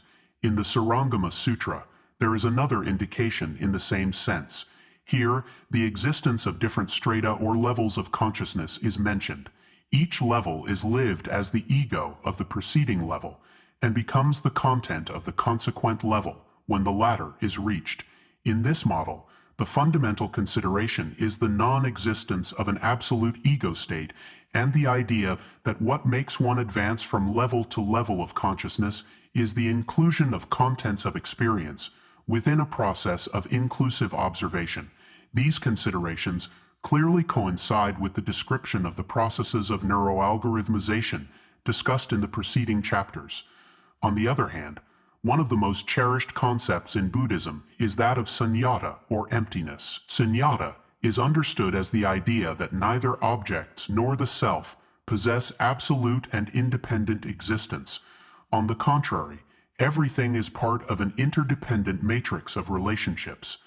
The model of transpersonal psychology. Transpersonal psychology incorporates teachings from the Hindu, Buddhist, theosophical, and Christian, Islamic, and Jewish mysticism traditions into its body of doctrine. It is called transpersonal because it is interested in development beyond a personal ego, and its field of study includes the transcendent states of consciousness. According to transpersonal psychology, the most natural and highest level of consciousness is that of unity consciousness, in which the differences between object and subject, observer and observed, are diluted in a unique and all-encompassing reality. Consciousness exists in everything, but human beings fragment and limit it by assigning it boundaries of separation. These boundaries are given by limiting identifications. The most common of all identities is the one associated with the ideal of the self. When a child is educated, both his parents and his school pressure him to accept their set of cultural values considered positive and reject others labeled as negative. The appearance of negative behaviors is punished, and the manifestation of positive thoughts, ideas, and actions is rewarded. Little by little, the infant identifies with the positive aspects and represses the negative ones. If a society considers certain bodily needs to be negative, it teaches to block them even when they manifest themselves naturally. The first frontier of consciousness is thus established. When the negative aspects cross this frontier, the subject himself takes charge of denying them as part of his real identity, accepting only the positive as valid and true. Thus a personality or mask and a shadow are created. Mask and a shadow. The mask is what is accepted, and the shadow is what is rejected. When the shadow is activated, the subject accuses the outside or other subjects for its appearance. In the most severe cases, the shadow manifests itself as hallucinations or delusions of persecution. The subject, unable to accept the negative aspects as part of his real identity, projects them onto the others, thus safeguarding his identity with the positive aspects. When the tension between the personality and the shadow becomes insurmountable, an identity crisis ensues, which either somatizes, causing illness and, in its extreme, death, or triggers a process of incorporation of the shadow into the mask. When the latter happens, and the subject manages to accept as part of him/her the negative that she previously rejected and projected to the outside, a change of consciousness occurs. In this change, the subject acquires an ego which integrates the positive and negative aspects into a unity. This new identification incorporates the body and its needs as part of the real identity. A boundary of separation is diluted and consciousness expands. However, at this level of consciousness, which Ken Wilber calls the centaur, and which already includes the body and the shadow, there is still a boundary between the self and the other, or between the subject and the object. To access a new level of consciousness, the notion of body must undergo an expansion. In this expansion, events, experiences, and patterns that were previously considered as belonging to the external, i.e., the not-self, are incorporated into the self. In this way, the centaur begins to identify with its territory, and an approach to unity with others takes place. The others and oneself are no longer separated, but are lived as united in a new identity. Further on, the subject recognizes himself as a true son of man. That is, his consciousness is no longer that of an independent and separate person, but human in the highest sense of the word. All human emotions, all feelings and experiences that are capable of being lived as a human being, are accepted as part of the identity. It is no longer so-and-so who experiences, but it is the human being in so-and-so that manifests itself. This identification with the human is a more expanded level of consciousness than the centaur consciousness, but it is still limited and with boundaries of separation. The next level of consciousness could be called cosmic when the Son of Man incorporates the cosmos as part of his real identity. Finally, the cosmic man becomes the self or pure existence, and denominations and partial identities cease to exist. Unity consciousness is thus attained.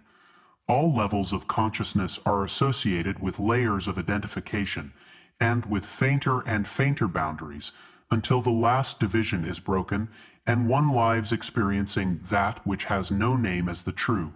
At this level, it is understood that any image or perception sees itself, and that what it experiences is that, focused on oneself, and finally, that and oneself eventually merge into the one. The Syntergic model. The greatest desire of every thinker is to reach a conception of reality that allows us to accept its infinite diversity, but at the same time places it in the perspective of a unifying vision of it. The Syntergic model intends to achieve this ambitious purpose through the conceptualization of a scheme that explains the creation of perception. According to the Syntergic model, consciousness is an attribute of the lattice of space-time, whose fundamental or basic state also constitutes the primordial state of consciousness, which could well be called pure consciousness. The different levels of consciousness are as many layers of the distortions that the basic structure of the lattice can assume. Human consciousness, for example, appears when the human brain manages to create a neuronal field that establishes a hypercomplex macrodistortion in the lattice. From this point of view, a visual image, as we have already seen, is in itself a particular three-dimensional distortion of the lattice that requires, in order to be activated, a human brain and a neural field, but does not need an observer to exist. That is why S.M. Goenka, one of the most famous Vipassana masters, once stated that the image sees itself and the sound hears itself. The different qualities of consciousness and its levels are explained by the Syntergic theory as being associated with discrete layers of lattice organization. These syntergic bands correspond also with discrete neurosyntergic strata of the neural field. The lattice would appear to be able to distort along a continuum without abrupt steps. The same could be considered for the neurosyntergic of the neuronal field. That is to say, theoretically, there would have to be neither syntergic bands in the lattice, nor quantum levels of neurosyntergic organization of the neural field. However, all the evidence described in this chapter about the existence of different levels of the consciousness points out that a discrete organization must be assumed for both the lattice and the neural field. Thus, each level of consciousness would correspond to a congruent interaction between a syntergic band and a neural field, with a syntergic level analogous to the syntergic level of the corresponding lattice band. Just as each point of the lattice contains the totality, so each experience is an experience of the totality by the totality itself. Whether or not we understand it this way depends on our level of understanding and the identity we assume. To experience a visual image as seen by itself requires a realization that is difficult to achieve. It is easier to arrogate to ourselves a concrete identity and consider it as the center of perception, since that is more in accordance with common sense, which presents us with separate and independent centers of existence, such as objects or organic bodies. Each sensory quality is a level of consciousness and corresponds to a particular syntergic band in congruent interaction with a neuronal field of a specific neurosyntergic. The latter is determined in part by the informational density of the neural field, which in turn depends on the amount of neuronal interactions. This is given by the duration of the cerebral processing, and therefore associated with the neurosyntergic is a functioning in a certain duration of the present. I had already mentioned that the expansion of the duration of the present determines a defined temporal perception in which a series of events occurring in different times are unified. Temporal unification is a transformation of space into time, and therefore can be conceived as a penetration into tetradimensionality. Thus, each level of consciousness could be conceived as functioning in tetradimensionality or as penetrating it. Tetradimensionality possesses consciousness as an attribute, so that each sensory quality, with a different duration of present, and each level of consciousness also occurring in a particular duration of present, could be conceived as different layers of penetration into the tetradimensional universe, until at the limit of maximum expansion of the duration of present, what exists is the pure tetradimensionality of the lattice in pure consciousness. In conclusion, the orbitals of consciousness are the different levels that consciousness is capable of assuming, from its identification with concrete aspects of reality to the consciousness of unity, where there are no dichotomies and separations between objects and subjects. At this level of fusion between the observer and the observed, the resulting experience is that the image sees itself, and the sound hears itself. The different levels of consciousness depend on the syntagee of the neural field at the level of experience and on the neuroalgorithmic capacity at the level of understanding. Chapter 5. The Directionality Factor. Both the neural field and both hyperfields possess ubiquity. That is, they incorporate their structure to that of the lattice in all their locations.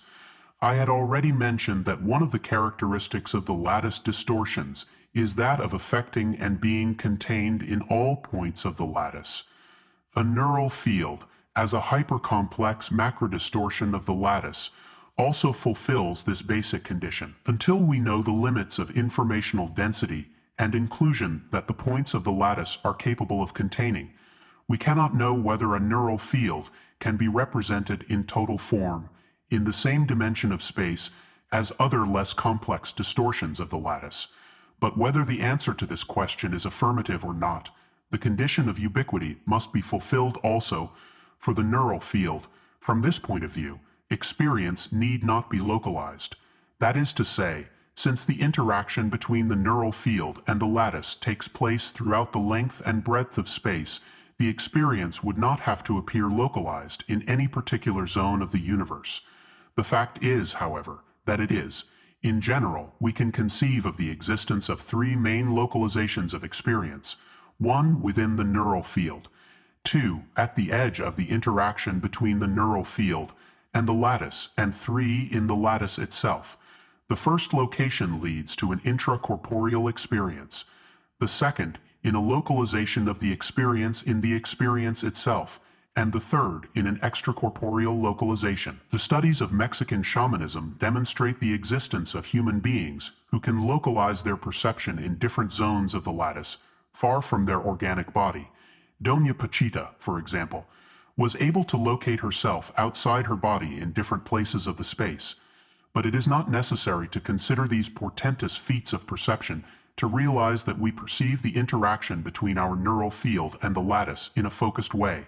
When, for example, we observe a landscape or any object, each point of the lattice contains it in addition to all the information of the universe. As Moses Cordovero said, "Where you are, there are all the worlds." We could, when we see the landscape, decode the image of the craters of the moon or perceive a distant galaxy because each point of the lattice contains the information of them. The fact that the resulting image is that of the landscape or the object, and not another, means that we possess a mechanism of focused attention. Syntergic theory calls this mechanism directionality factor. This same mechanism of focalization must be the one that acts intracorporeally, bringing to the field of consciousness different levels of brain activity. The most usual of these levels is at the end of the cortical processing and is the one that allows us to experience as we do. Neither the output of the retina is perceptually conscious, nor is the thalamic activation, nor is the activation of the different cerebral or cerebellar levels. we are conscious of the final resultant of our brain processes, that is, of the interaction of the neural field with the lattice. However, with proper training, we can become aware of cortical and even subcortical neural activity. It will depend on where we focus the directionality factor, to which level of intracortical activity we will have access. Therefore, the directionality factor determines in its focus the conscious perception of both external aspects of our organic body and internal aspects of the latter. In fact, in both intracorporeal and extracorporeal activity, all its levels and layers involve an interaction between the lattice and the neural field. The complexity of this interaction is lower at the retinal level compared to the cortical, but it is realized in both. In the same way, the neural field interacts simultaneously with all the degrees of syntaggy of the lattice, but only one of the interference patterns resulting from this interaction is perceived with consciousness. From all of the above, it follows that the focusing in consciousness of a zone of the lattice, or of any of its distortion levels, requires a focusing mechanism, as we saw in the previous chapter in the Mexican shamanic tradition and within the lineage of Don Juan Matus de Sonora. This mechanism is called the point of lace. There are at least two possibilities to explain the functioning of the directionality factor. In the first option, the conscious focus is a natural resultant of the neurosyntergic level of the neural field, and it is not necessary to resort to some focalization mechanism external to the field interaction itself. In this alternative, what is focused depends on the achievement of a congruence between the lattice and the neural field in one or more of its syntergic levels. The second possibility does require consideration of the existence of an external focusing mechanism, and invalidates the interaction between the lattice and the neural field as sufficient to explain the conscious focusing of perception. To accept this second alternative, it is necessary that there must exist a reality independent of the lattice, but capable of interacting with and modifying this basic structure of space. The Kabbalistic model supports this option, as we saw in the previous chapter. The distortion of the lattice, according to Kabbalah, occurs from the universe of Yetzirah or formation, and manifests in Asaya or action. Prior to Yetzirah, that is, before the lattice, Kabbalah contemplates the existence of at least 4 universes, corresponding to 3 levels of the soul. According to this model, the directionality factor is commanded from outside the lattice. Since most human beings identify with the lattice and its distortions, the origin of this command goes unnoticed. Only whoever achieves a perception of the universes prior to the lattice, that is to say, whoever has managed to situate himself on a level of the soul, superior to Ru'ej or spirit, will recognize that the focus of his attention is always a transcendent matter. From this perspective, human beings are instruments of a more expanded reality. This reality manifests through us in forms that are individualized and dependent on one's bodily and mental structure. It would seem that our development implies achieving an openness for that which constitutes reality to flow freely through us. The basic postulation of the Syntergic theory in considering perception as a result of the congruent interaction of the neural field and the lattice and the existence of the syntergic bands explain this human condition of being an instrument of reception of a more expanded reality. Chapter 6. The Observer and Individuality. The path proposed by the Syntergic theory for the attainment of unity consciousness implies the simultaneous incorporation in an act of observation of so many contents of experience, until these and the observer merge into one. In more technical terms, the above process could be called expanded neuroalgorithmization. Just as the highly inclusive polysensory neuroalgorithms incorporate all the information of the brain within a high-powered pattern, giving rise to an experience of egoic integration, so the expansion of neuroalgorithmization to the degree of including all possible information makes, at its extreme, the included information and the resulting neuroalgorithm indistinguishable from the lattice itself, giving rise to the disappearance of the difference between object. In this unity consciousness, the observer and its contents of perception merge into a unity, that is to say, they become one. In Pantanal's aphorisms on yoga, this author describes the technique of samyama as suitable to achieve the above. Samyama consists in observing an object and maintaining its observation until the observer and the object merge into one. This merging yoga calls samadhi.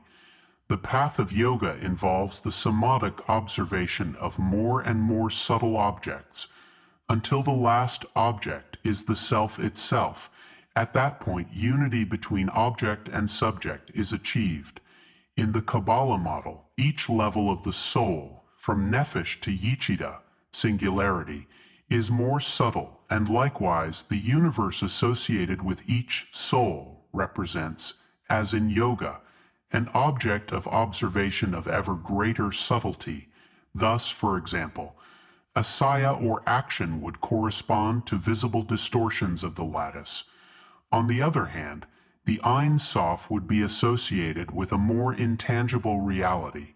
Kabbalistic development, like yogic development, seems to involve this ascent from the gross to the subtle. We have then apparently two paths of development. In the shamanic path and in the Syntergic technology, the ascent to unity consciousness occurs when all possible experiences are unified in a simultaneous observation. In the yogic and Kabbalistic path, towards the same unity consciousness, the observation is in steps from the most concrete to the most abstract. Of course, samadhi in the self implies merging with all previous levels, just as in Kabbalah. Identity with the singularity includes the incorporation of all previous levels of the souls. In the same way, in the Syntergic model, neuroalgorithmization incorporates both conditions, the simultaneous inclusion of different elements and the increase of abstraction. In fact, a neuroalgorithm of high power is correlative with a more subtle level of reality, while a neuroalgorithm of poor inclusion corresponds with more concrete levels of the same reality. Therefore, the two paths of development are and lead to the same thing. The synthesis of a neuroalgorithm of high power is associated with the activation of a neuronal field of high neurosyntergic, and therefore with the possibility of congruent interaction of this neuronal field with a syntergic band of high coherence, informational density and frequency. This mechanism of interaction implies a true perceptual capacity on the part of the brain and explains our capacity to receive subtle information.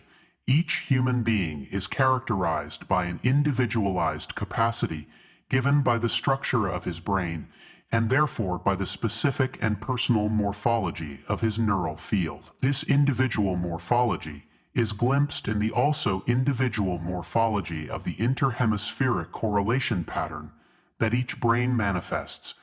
Therefore, individuality could be defined as dependent on the particular and specific capacity of reception, interaction, or capture of more or less subtle aspects of the information contained in the different syntergic bands.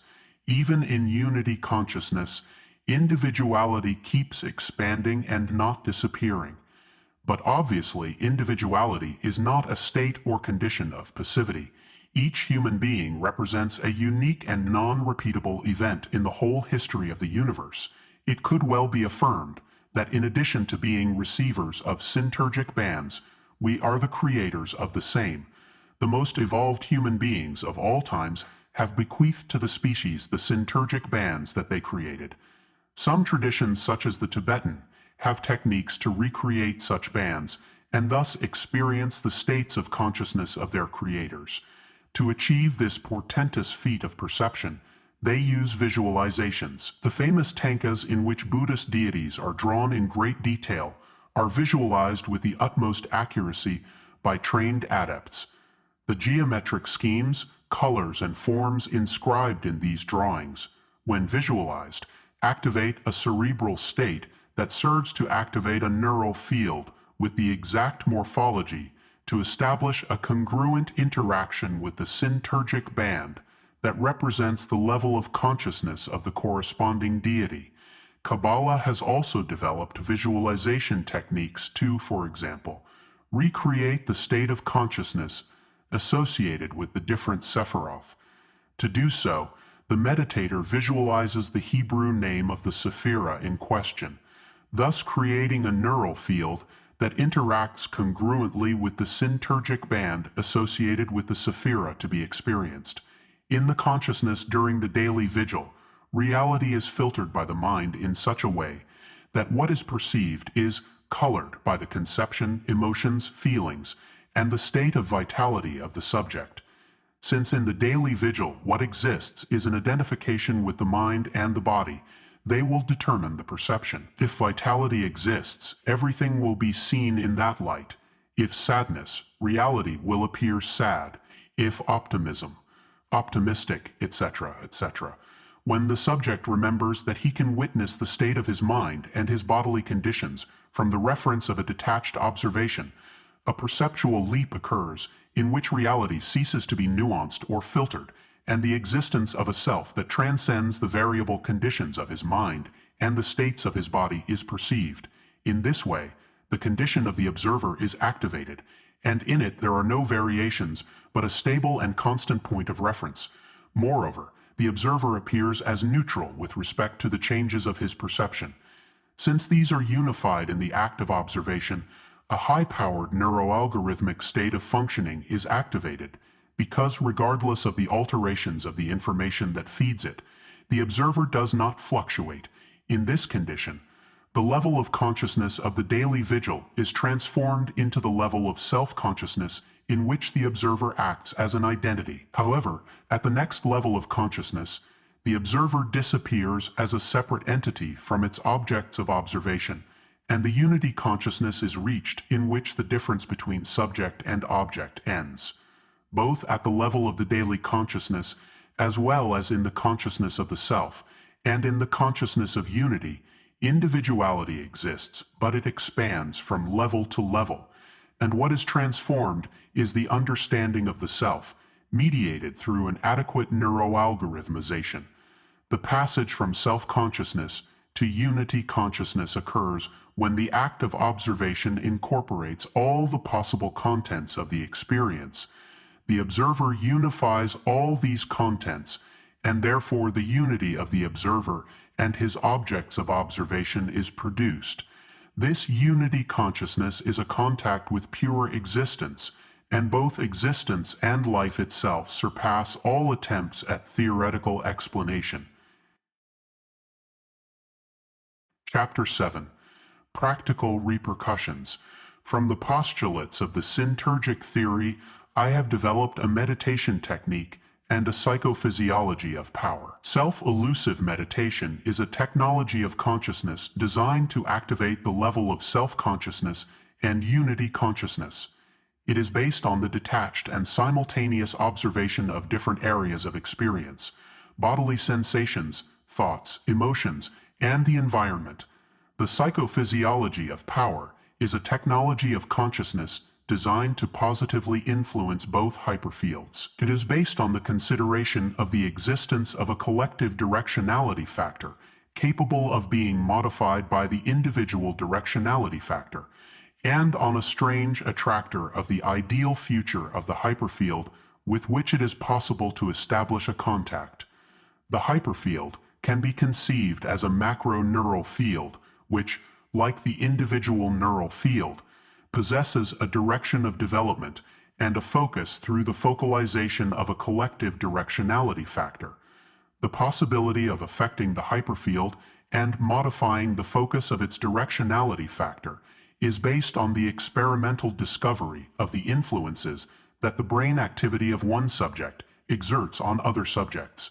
In these experiments, we discovered that if two subjects interact preverbally, the one with higher levels of interhemispheric correlation modifies the interhemispheric correlation of his partner by attracting him to his own level. Since the interhemispheric correlation is an index of the degree of neurosyntergic of the brain, the results indicate that there is a direct relationship between neurosyntergic and personal power. In this way, it can be deduced that the higher the neurosyntergic of a brain, the more it will affect the neurosyntergic of other brains, of its neural fields, and therefore of the hyperfield itself. On the other hand, just as there is a direction of individual development towards unity consciousness, represented by an axis of neurosyntergic increase of the individual neural field, so there is an evolutionary direction of the hyperfield. The Syntergic theory postulates that this direction of hyperfield evolution is not random and is commanded by a strange attractor. The strange attractor of the ideal future of the hyperfield is equivalent to the omega point of Teilhard de Chardin, and can be conceived as the state of greater centrality and complexity of the universe that attracts to itself the distortions of the lattice. This attraction is responsible for the elementary distortions of the lattice to organize themselves into complex systems from the atom, the molecule, the living cell, and the human organism, leading to the organization of the most complex lattice, the human brain. In the psychophysiology of power, the contact and perception of the strange attractor of the ideal future of the hyperfield is produced when the individual neurosyntergic is increased through self-elusive meditation, and when the duration of the present is expanded. This contact between the individual and the strange attractor of the ideal future of the hyperfield is experienced as ecstasy and is what the Christian mystical tradition calls state of grace. The psychophysiology of power is a psychophysiology of the leadership of consciousness, and as such represents one of the practical applications of greatest repercussion derived from the Syntergic theory. Another of the possible practical repercussions derived from the Syntergic theory is the possibility of modifying the curvature of space, affecting the gravitational force. In an experiment performed in my laboratory, we discovered that changes in interhemispheric correlation determined gravitational oscillations in the vicinity of the subject. The above means that modifications of the neurosyntergic of a neural field affect the lattice synteny. The possibility of affecting gravitation at will and using this gravitational modification has immense practical implications, such as transportation, levitation, and even the creation of a gravitational engine. Since the lattice is a superconductor, the increase in coherence of a brain is equivalent to and produces an action similar to the Meissner effect, in which a magnet levitates when placed on a superconducting material. Another practical application of the Syntergic theory is in the field of communication. In a recent experiment, we discovered the existence of the transferred potential. When two subjects have managed to establish a pre-verbal empathic communication and are then separated from each other, the stimulation of one of the two subjects activates a potential in the other without the mediation of sensory signals. The transferred potential is a manifestation of a direct exchange of specific information from brain to brain and could be used as a means to send information without the use of electronic instruments. We are about to initiate an experiment to test if there is a rate of transmission of the transferred potential. The prediction is that the direct brain-to-brain information exchange is instantaneous, so that the communication technology that could be derived would allow an informational exchange without time delays and at any distance of separation. On the other hand, the capacity of the lattice to contain colossal information in each of its points could be used in the invention of computer systems that use the same structure of the lattice, both to store information and to carry out computational and informational analysis operations. The invention of a lattice computer, similar to the human brain, that would be able to create energy fields similar to the neural field and take advantage of its operations, is another of the practical repercussions of the Syntergic theory. Finally, the lattice has a practically infinite energetic capacity in each of its points. One could conceive of the creation of an instrument that would extract energy directly from the lattice and transform it into electricity, heat, etc. This lattice energy generator would solve all the energy supply problems of the planet. In the same way, the plastic capacity of the lattice, and the possibility of distorting it into specific shapes could be used to materialize objects and even biological organs that could be used both for the satisfaction of material needs and in medical practice. This application, together with the direct decoding of lattice to restore vision in blind people, has already been tested in practice. Epilogue. Unity. The secret lies in the processes of unification. For the cellular consciousness, the bodily unity is a secret. Each cell receives influences coming from an inaccessible and totally transcendent totality with respect to itself. At the same time, however, the totality is algorithmically represented in each of the elements that form it, and the cell does not escape this holographic law. The same thing happens with the human consciousness. This, in each one of us, receives influences from an inaccessible and totally transcendent totality, and yet, at the same time, this totality is algorithmically represented in each individual consciousness. In the brain, the same dynamics is structured in the two processes that the Syntergic theory considers fundamental to understand experience and perception: neuroalgorithmization and the activation of the neural field. Through convergence circuits, information from the whole brain is concentrated in polysensory and high-convergence cell populations. The resulting neuroalgorithms represent, in a dynamic way, the information of the unit and of the totality in each of its elements. On the other hand, the neural field is the medium that allows access to an even more powerful unification, that of the hyperfield. Both processes complement each other and are necessary. A percept cannot be created without a neural field capable of distorting the lattice of space-time. The same percept cannot be identified if it has not been neuroalgorithmized. In the same way that each element receives influences coming from the unity of which it is part, each element of a totality affects the unity.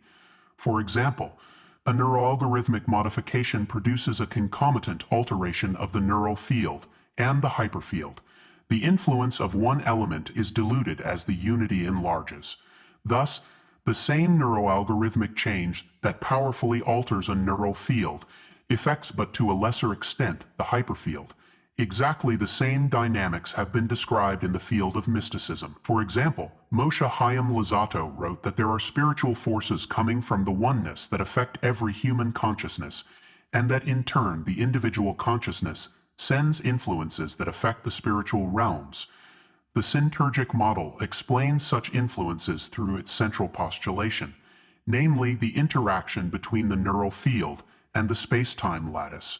We are part of a planetary organism of which we are cells. We are interconnected through the lattice and our neural fields. The Syntergic theory is a model that attempts to explain this planetary unity. Appendix. Reflections on time. A number of questions can be raised about time, from its objective existence to its relativity. I will start with the first question, namely, whether its existence is real or whether it is only a subjective product of our psychological functioning.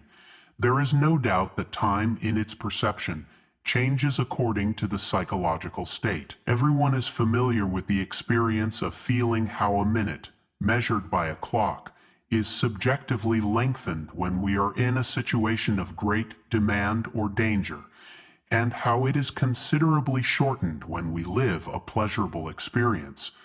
On the other hand, Albert Einstein was responsible for demonstrating that time has a relative reality which depends on the speed of the subject that measures it. As a traveler approaches the speed of light, his time slows down in relation to a motionless observer and ends up disappearing at the very limit of the speed of light. The famous paradox of the twins illustrates this temporal relativism. In it, one of the twins travels to a distant star at high speed, close to the speed of light, while the other remains on Earth. Upon the traveler's return, his brother has aged considerably more than he has. Thus, from both an objective and subjective point of view, time does not have an absolute existence in terms of the speed of its passing. Does this mean that time does not exist? To answer this question in the affirmative would imply denying the existence of the past and of a temporal direction of events. For example, if a drop of ink is poured into a glass of water, sooner or later all the water will be stained with the color of the ink. The direction of the process is from the drop to its dilution. It would be unthinkable and absurd to consider the existence of a reverse temporal direction.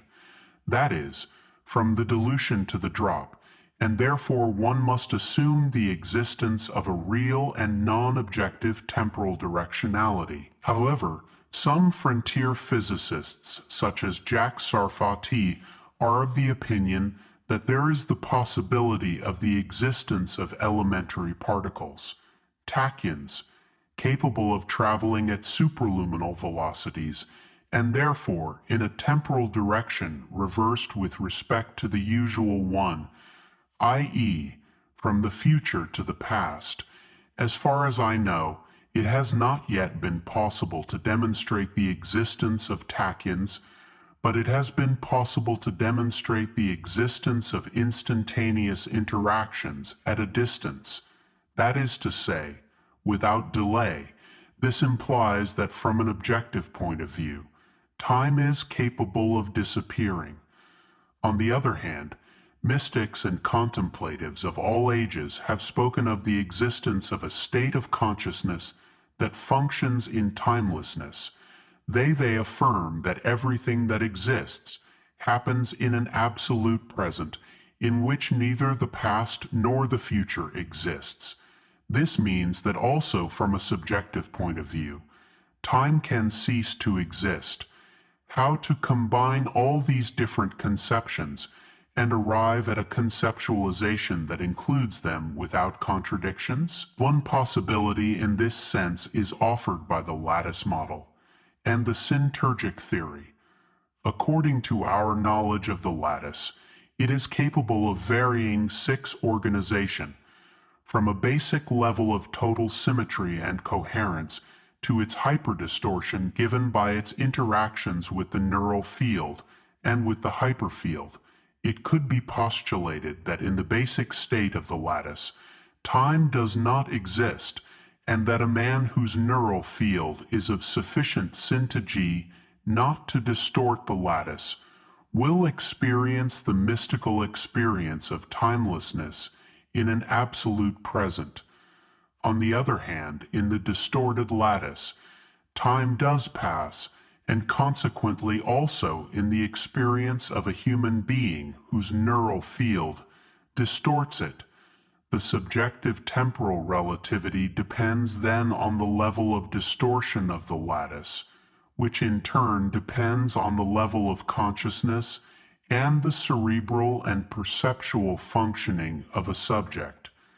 The lattice in its basic state is as timeless as timelessness at the speed of light. This correspondence would seem to point out that in reality what we call speed of light corresponds to the basic referential state of immobility of the lattice itself.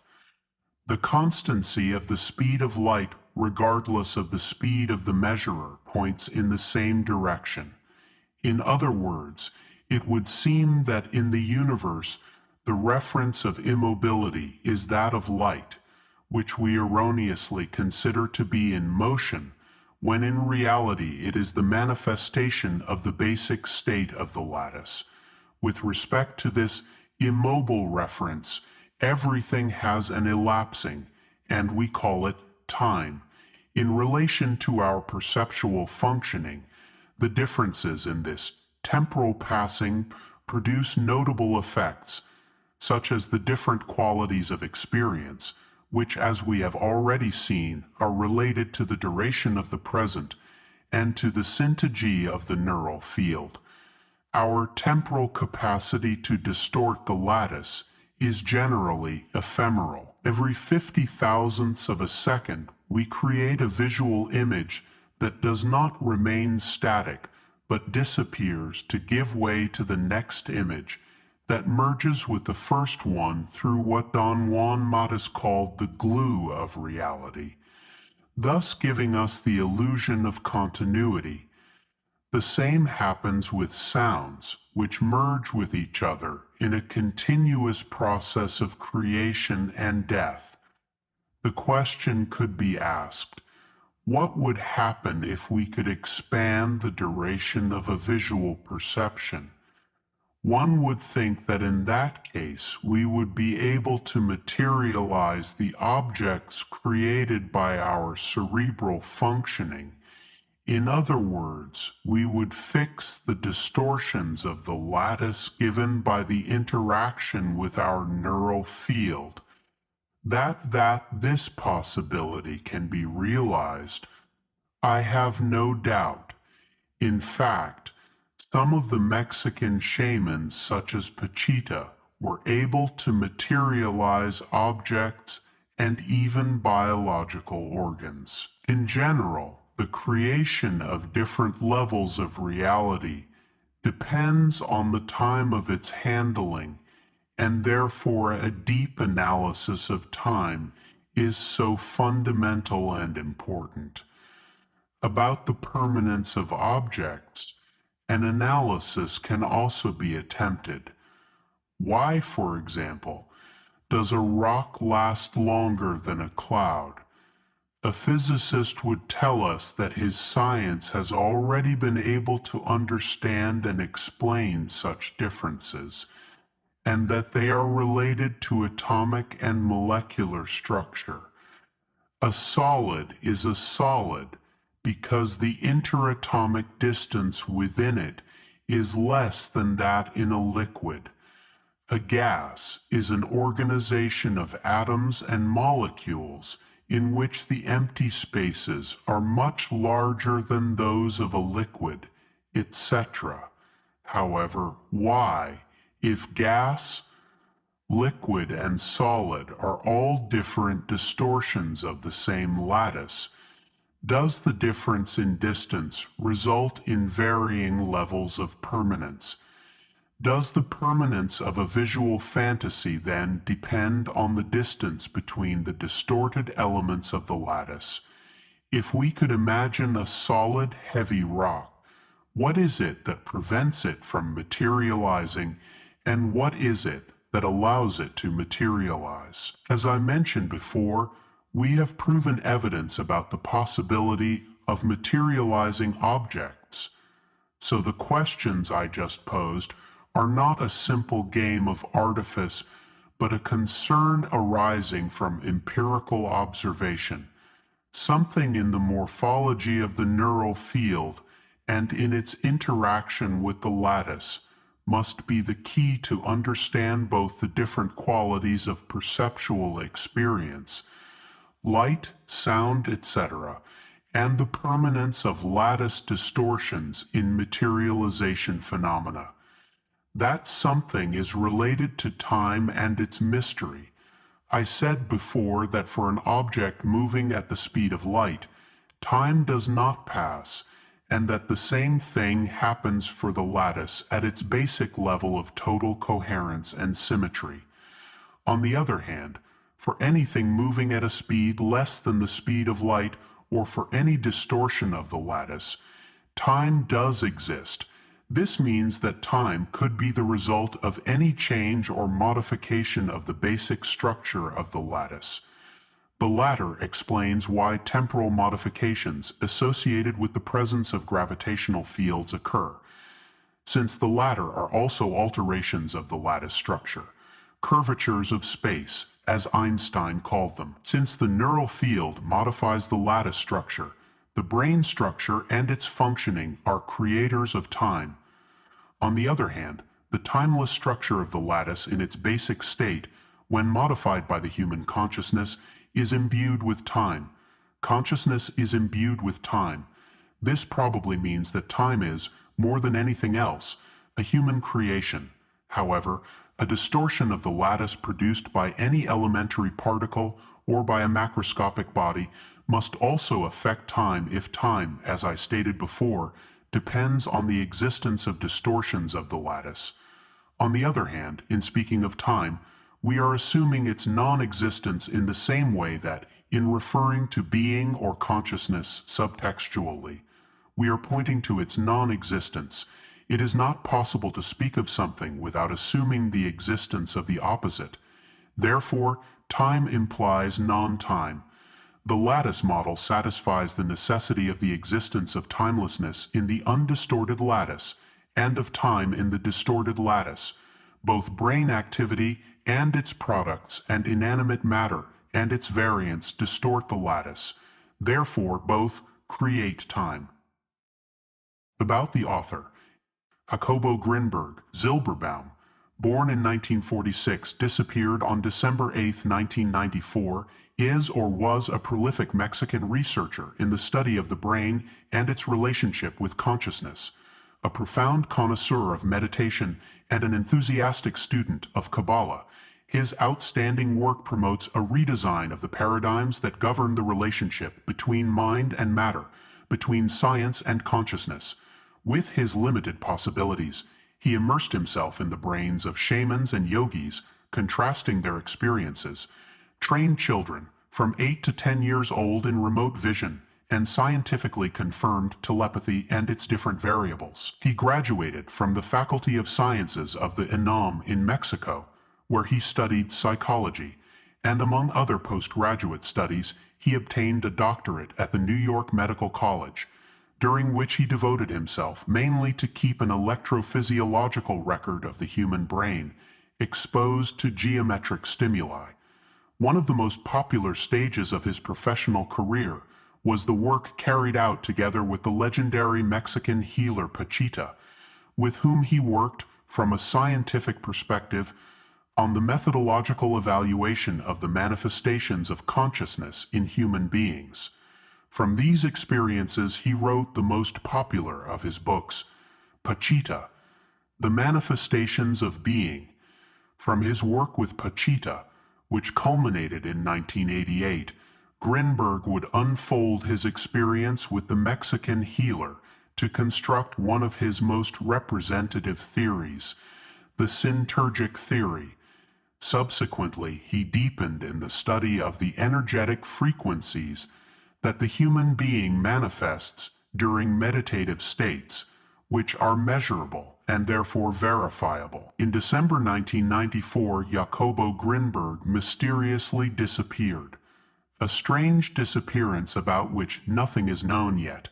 As a legacy he left, in addition to his exemplary attitude towards the scientific study of the consciousness and multiple ethereal phenomena, the foundation of the National Institute for the Study of Consciousness, and more than 50 books, as well as countless studies and research.